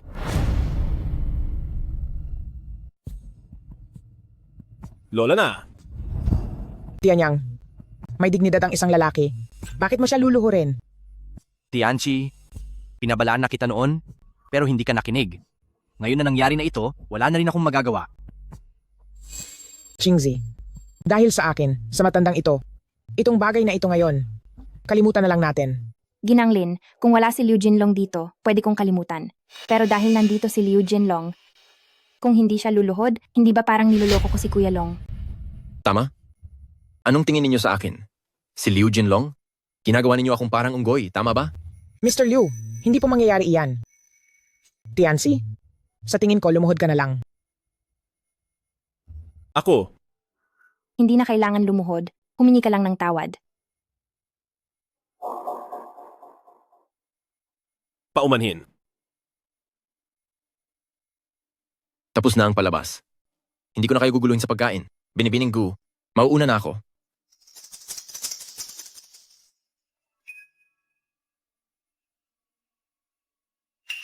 Lola? Sige na. Huwag nang magpakahiya. Umupo na kayong lahat at kumain. Qingzi, hindi ko akalaing kilala mo pala ang malaking tao na si Liu Jinlong. Oo, Ginanglin, nagkakilala lang kami ni Liu Jinlong ng minsan. Ano? Go Qingzi! Akala ko kilala mo talaga si Mr. Liu. Naglalaro ka lang pala ng kapangyarihan. Lintik, niluhod ko lang ng walang kwenta. Pucha, sayang ang pagluhod ko. Dahil sa akin talaga si Liu Jinlong, kaya niya pinagbigyan ng private room. At sinabi mo rin naman na kapag napapasok ko siya, luluhod ka, di ba? Hindi ba't swerte ka lang? Go Qingzi, humanda ka. Hindi ako tunay na Ginoo kung hindi ko ito gagantihan. Sige na, nalutas na rin naman ang problema. Kumain na tayo. Sige? Go Qingzi, hindi ko inakala na ganoon ka kaswerte. Halika, uminom tayo para mahawa ako sa swerte mo. Ay, pasensya na talaga, hindi ko sinasadya. Hindi ko talaga sinasadya. Ikaw, Gu Qingzi, naglakas loob kang ibuhos sa akin ang maruming tubig.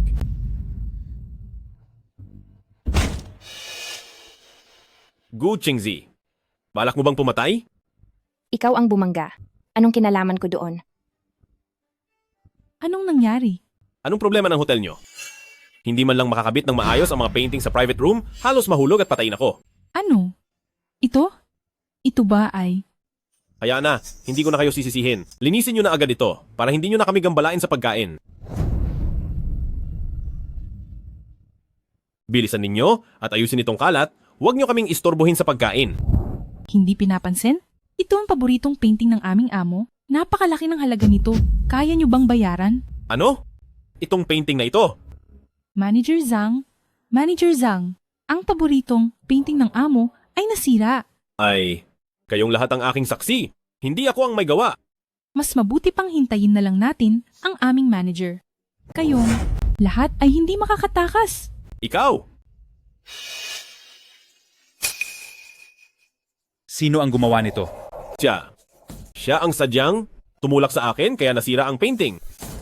Lin Tianzi, malinaw na ikaw ang unang nagbuhos ng alak sa akin. Bumangon ako para tingnan. Ang aking damit, ikaw mismo ang umatras at nabangga ang painting na iyon. Anong kinalaman ko doon? Sinungaling ka! Paano ko naman sadyang dudumihan ka ng alak? Dahil lang sa iyo, nagmagandang loob lang ako na salinan ka ng alak, pero gumawa ka pa ng problema. Hindi mababago ang gawi, ugali ay ugali. Ikaw? Tianzi, totoong ikaw ang unang nagbuhos ng alak kay Gu Qingzi? At nakita ko rin, hindi kanya tinulak.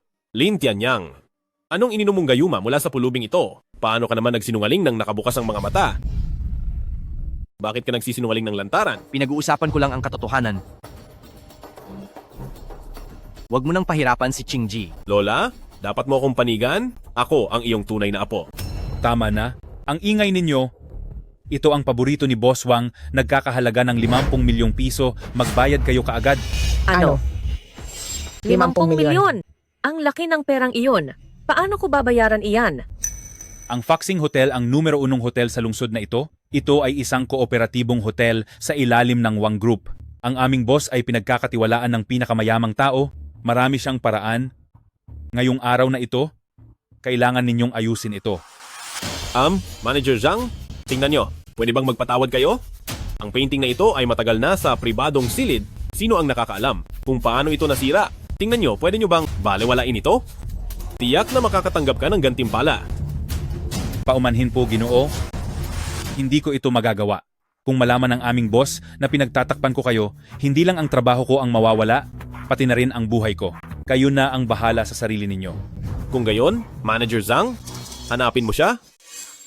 Ang lahat ng ito ay gawa ng hamak na pulubi na iyan. Walang kinalaman sa aming pamilya Lin. 50 milyon. Sa kanya mo ipabayad lahat? Wala akong pakialam kung sino ang nakasira. Ngayon, wala sa inyo ang makakaalis. Magbayad kayo kaagad. Walang sinuman sa inyo ang aalis. Magbayad kayo kaagad. Gu Qingzi, ikaw ang nagtulak sa akin, kaya ako nabangga sa lumang painting. Dapat ikaw ang magbayad, huwag kang manahimik. Lin Tianzi, alam mo sa puso mo kung sino ang sanhi ng lahat ng ito. Lola, tayong lahat ay may pagkukulang sa insidenteng ito? Hindi naman siguro si Gu Qingji lang ang magbabayad, di ba? Bakit hindi na lang? Lin Tianyang, miyembro ka pa ba ng Lin family? Bakit palagi mong kinakampihan ng isang labas? Lin Tianyang, gusto mo bang ubusin ang yaman ng Lin family? Itong pera, kung gusto mong bayaran, bayaran mo. Pero, hindi mo pwedeng gamitin ang isang sentimo mula sa Lin family. Lola, ako. Kahit anong paraan ang gamitin mo, makita ko lang ang pera sa loob ng kalahating oras, lahat ay mapag-uusapan. Kung hindi, huwag mong sisihin ang amo namin kung maging malupit siya. Hindi na kailangan ang kalahating oras, ililipat ko na sa iyo ngayon. Gu Qingzi. Nakalimutan mo na, mayroon akong Supreme Black Card.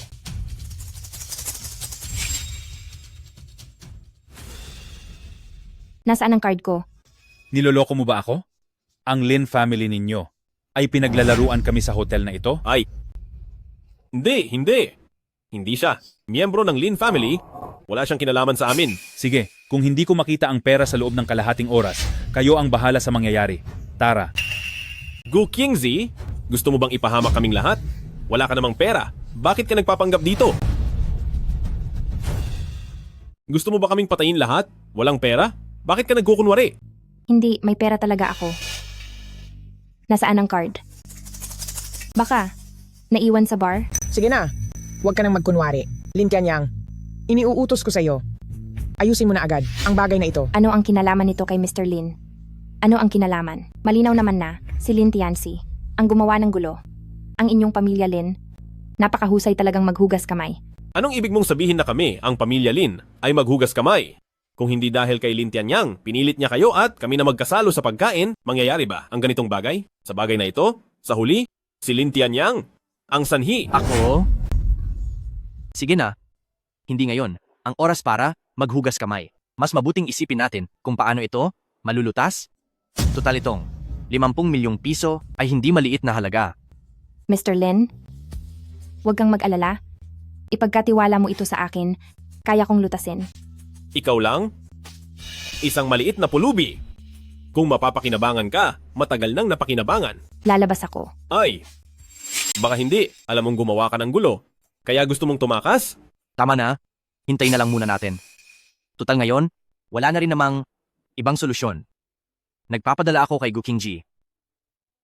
Siya? Kung kaya niyang solusyonan ang bagay na ito, tatawagin ko siyang nanay. Ikaw ang nagsabi niyan. Ang tanga mong anak, kukunin ko muna. Ikaw ang nagsabi niyan. Ikaw na tangang anak, kukunin ko muna ito. Ikaw. Ibig sabihin, pinuntahan niya si Liu Jinlong? Hintayin na lang natin, malay mo. Kaya niyang ayusin ang problema. Lola? Seryoso ka bang naniniwala na kaya niyang ayusin ito? Hindi mo ba narinig si Gu Qingzi? Kanina lang, nagkita lang sila ni Liu Jinlong ng isang beses. Baka wala pa silang number ng isa't isa. Tama na. Kayo ang nagpasa ng responsibilidad kay Gu Qingji? Ngayon kayo pa rin ang hindi naniniwala sa kanya? Ano ba talaga ang gusto nyo? Lin Tianyang, manahimik ka. Nalinlang ka na ng pulubing iyon, kaya kinakampihan mo siya. Ang isang lalaki ay dapat magkaroon ng pananagutan at hindi dito nagkakalat ng kasinungalingan, nagpapasa ng responsibilidad sa isang babae. Pwe, pananagutan? Walang kwenta ang pananagutan pagdating sa 50 milyong piso. Kung ganoon ka kapana panagutan, Huwag mong gamitin ang bodyguard na ibinigay sa iyo ng pamilya, ikaw mismo ang kumuha ng 50 milyong piso. Ako? Ano man ang mangyari, hindi ako naniniwala na makukuha niya ang perang iyon. Hindi dapat makatakas si Gu Qingzi.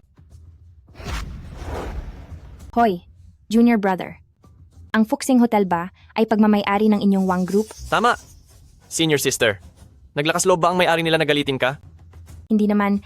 Nagsa-celebrate kami dito. Hindi sinasadyang nasira namin ang isang painting nila. Malit na bagay lang yan. Aayusin ko agad. Tandaan mo, huwag mong ipaalam ang pagkatao ko.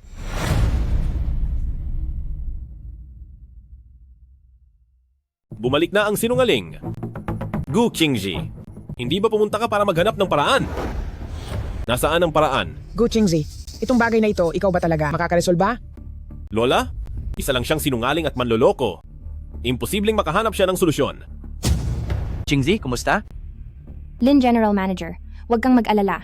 Nasolusyonan ko na lahat. Talaga? Kung talagang hindi mo kayang solusyonan, huwag mong pilitin ang sarili mo. Pagkatapos ng lahat, itong bagay na ito, malaking bahagi ng responsibilidad ay nasa amin, ang pamilya Lin. Hindi kita pababayaan na mag-isa kang magsolusyon. Kuya, wala ba talaga kayong relasyon ng babaeng ito? Bakit parang kayo ay napakalapit? Lin Tianzi, pakilinis mo ang iyong bibig. Ngayon din. Gu Qingzi, ang lakas ng loob mong saktan ako.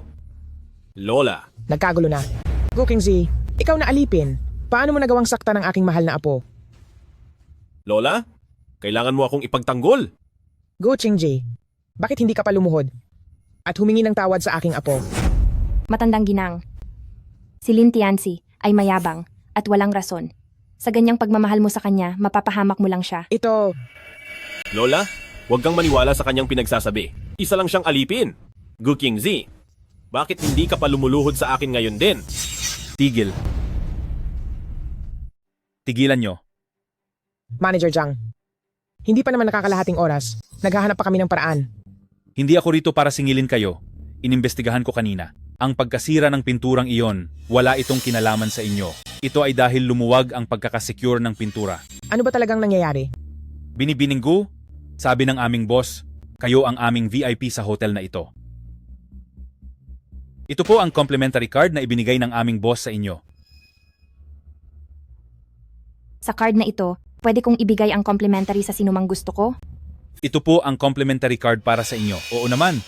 Kung sino ang gusto nyong bigyan ng complimentary, ay siya nyong bigyan ng complimentary. Kung gayon, ang bayarin ngayon, lahat ay libre. Mabuti. Mabuti. Ang galing. Anong kaartehan niyan? Naalala ko, may mga taong nagsabi kanina, kung malulutas ko ang problemang ito, tatawagin nila akong mama. Hindi ko lang alam kung iyon ay tatayo pa rin. Gu Qingzi? Sobra na? Lumuhod na ako sa iyo ngayon, ano pa ang gusto mo? Pinapayuhan kitang tumigil na. Kung ayaw mong tumawag, ayos lang. Wala rin naman akong interes sa iyo, tangang anak. Manager Zhang, libreng bayad para sa lahat ng naririto ngayon, maliban kay Lin Tianzi. Masusunod. Ano? Lahat libre? Bakit ako hindi? Binibininggu, inhanda na po ng aming boss ang isang mayamang programa para sa inyong mga VIP sa Emperor's Private Room. Mangyaring, dumiretso na po ang lahat ng VIP. Sige, Mr. Lin, halika't isama mo si Mama at Lola para makikisama. Sige. Paumanhin, hindi ka pwedeng umalis. Bayaran mo ang iyong bill.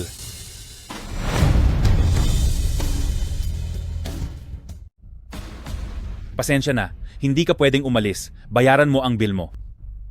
Bakit naman? Isa rin akong Lin? Bakit sila pwedeng pumunta sa Emperor Suite at mag-enjoy? Ako hindi. Huwag kang mag-aksaya ng laway. Ang bill mo sa pagkain ay 300,000. Bayaran mo na. Ano? 300,000? Wala ako niyan. Aba, wala. Anong ginagawa mo? Aray. Nangahas kang kumain ng libre sa Fuxing Hotel? Huwag mo akong galawin. Sige ka.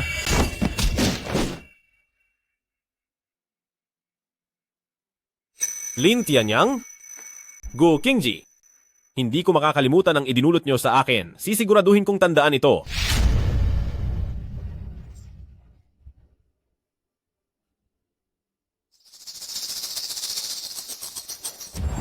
Hoy, Luoyu? Hindi ba sinabi kong turuan mo ng leksyon si Lin Tianyang? Bakit? Sa pagkakataong ito, napasubo talaga ako. Ang bodyguard ni Lin Tianyang, Gu Qingzi, pati si Liu Jinlong ay umuyo ko sa kanya. Kaya mo na ang sarili mo. Walang kwenta. Hindi ba't napagkamalan lang na may relasyon sa pinakamayamang tao? Lin Tianyang, Gu Qingzi, ang kahihiyang idinulot nyo sa akin, isisiguraduhin kong doble ang ibabalik. Hoy! Maghanda ka ng magandang bagay para magapi ang babae. At maghanda ka rin ng 2 tao para sa akin. Kailangan kong pagbayarin ang babaeng iyon. Tianyang, ang proyektong ito ng Wang Group, ang proyektong ito ay napakagaling na naisagawa. Tayo, ang pamilya Lin, ngayon ay nasa rurok na ng tagumpay. Malapit na tayong makasama sa 4 na dakilang pamilya ng Jiangcheng. Oo nga, ito ang walang katulad na tagumpay ng pamilya Lin sa loob ng maraming taon. Lola Ma, nakapagtataka talaga. Simula nang dumating si Gu Qingji sa bahay natin bilang bodyguard, ang pamilya Lin ay lalo pang naging mapalad. Nga pala, at ang pamilya Wang ay madalas din tayong inaalok ng pakikipagtulungan. Ang pinakamayamang tao ay dahil mahusay si Mr. Lin, kaya handa siyang ibigay ang proyekto sa kanya. Wala akong ginawa. Si Gu Qingji ay may koneksyon nga. Kaya Gu Qingzi pagkatapos nito, kailangan mong galingan sa paglilingkod sa ating pamilya. Kami, ang pamilya Lin, ay hindi ka pababayaan. Opo, Ginang Lin. At saka, Tianyang, dahil nakuha mo ang mga proyektong ito, kailangan mong bigyan ng karangalan ang pamilya Lin. Huwag kang magyabang. Sige, naiintindihan ko na. Nga pala, nasaan si Tianchi? Oo nga, bakit hindi ko nakikita ang batang iyon? Hoy! Kuya! Ha? May nangharas sa akin sa South Bay Mall. Hoy, Tianxi! Hoy! Anong nangyari, anak? Tumawag si Tianxi, pero hindi ko maintindihan. Parang may nangyaring masama. Ano? Tianyang. Kahit na walang alam si Tianxi, siya ay kapatid mo pa rin. Hindi mo siya pwedeng hayaang basta na lang apihin ng iba. Ikaw ang kuya niya. Sige, Lola, naiintindihan ko na. Pupuntahan ko siya ngayon. Mr. Lin, sasama ako sa iyo. Bilisan ninyo. Kuya Ming, gagawin ba ito? Pupunta ba sila? Huwag kang mag-alala.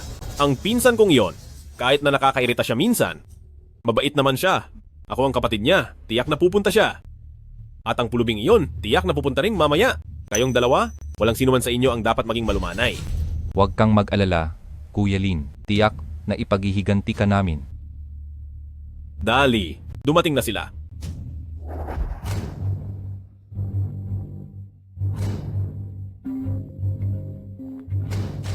Hoy, Tianxi, nasaan ka na? Pinsan, nandito ako. Sandali lang ha. Paparating na ako. Maghahanap ako ng lugar.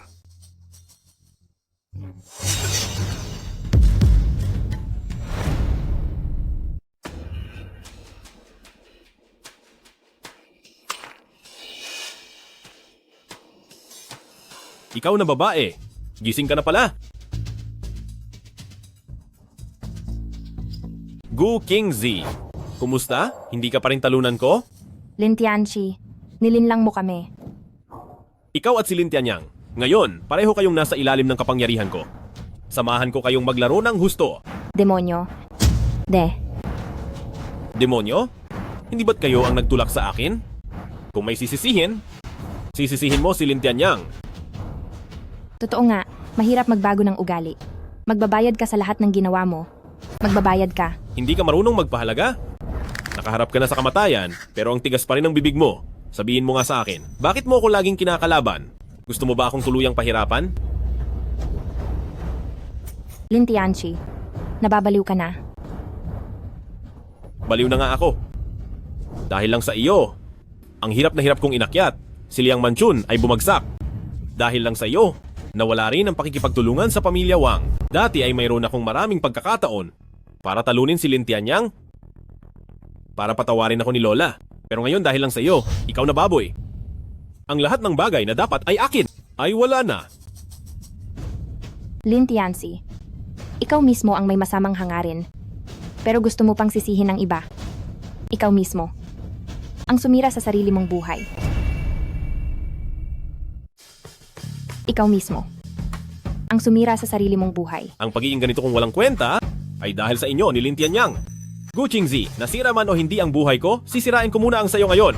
Lin Tianchi, Kung gagawin mo yan, mas lalo ka lang. Mapupunta sa mas malalim na bangin. Gu Qingzi.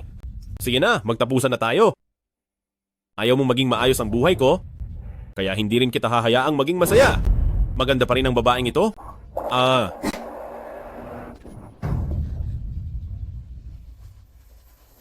Ang babaeng ito talagang may dating. Hintayin mo lang na ilagay kita sa ilalim ko. Tingnan natin kung paano ka magmamayabang. Huwag kang lumapit. Lin Tianzi, binalaan kita kapag ginawa mo akong masaktan kahit kaunti. Sisiguraduhin kong pagsisisihan mong ipinanganak ka sa mundong ito. Lin Tianzi. Lin Tianzi. Gu Qingzi, napakasaya ko kapag nakikita ko ang takot sa mukha mo. Hahaha. Hahaha. Pag nakita ko ang takot na mukha mo, masaya ako. Hahaha. Hahaha. Tianyang. Tianyang. Tianyang.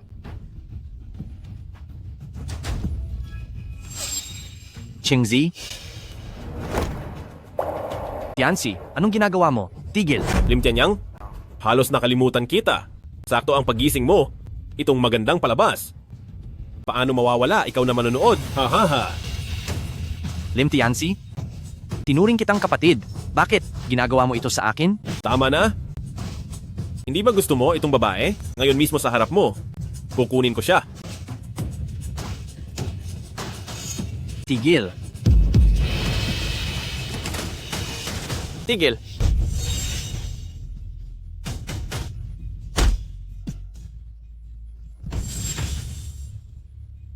Senior sister. Senior sister, ayos ka lang ba? Mamatay kayong lahat. Ingat. Mamamatay kayong lahat. Tigilan mo. Mag-ingat ka.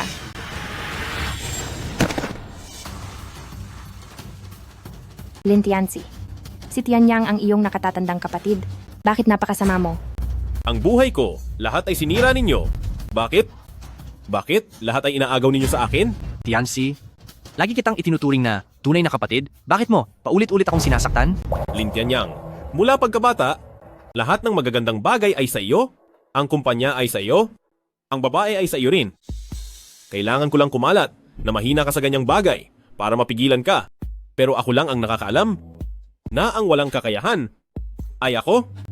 Bakit? Bakit? Bakit ang tadhana napaka-insensitive sa akin? Si Tianyang ay mabait, matuwid, at malinis ang konsensya. Lahat ng mayroon siya ay karapat-dapat niyang matanggap. Mabait si Tianyang, matuwid, may malinis na konsensya sa pagkatao niya. Ang lahat ng sa kanya ay nararapat lamang para sa kanya. Tianzi, mula simula hanggang dulo ay hindi ko nais na makipaglaban sa iyo. Ikaw ang laging tumuturing sa akin bilang iyong kalaban. Natalo ako? Tuluyan akong natalo. Nakababata akong kapatid, si Lin Tianzi, paulit-ulit na sinasaktan si Tianyang. Hindi siya maliligtas sa parusa ng kamatayan at hindi rin siya makakatakas sa buhay na parusa. Ipadala siya at ang kanyang mga alagad sa Africa para magtrabaho bilang pilitang paggawa. Hindi na siya makakabalik sa buhay na ito, sa Jiangcheng. Dalhin siya. Dalhin silang lahat.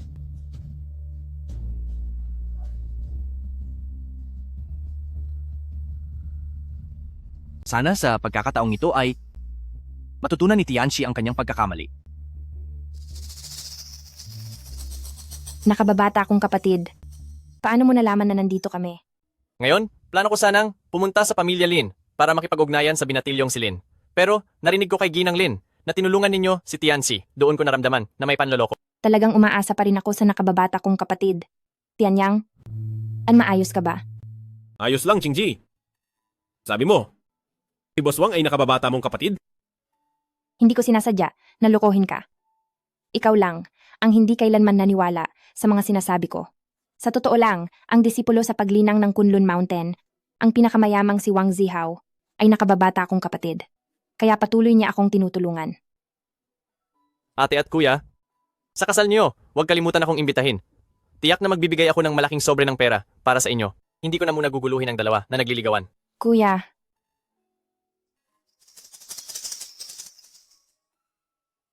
Qingzi, hindi mo ba sinabi? Mula nang iligtas kita, ikaw ay akin na?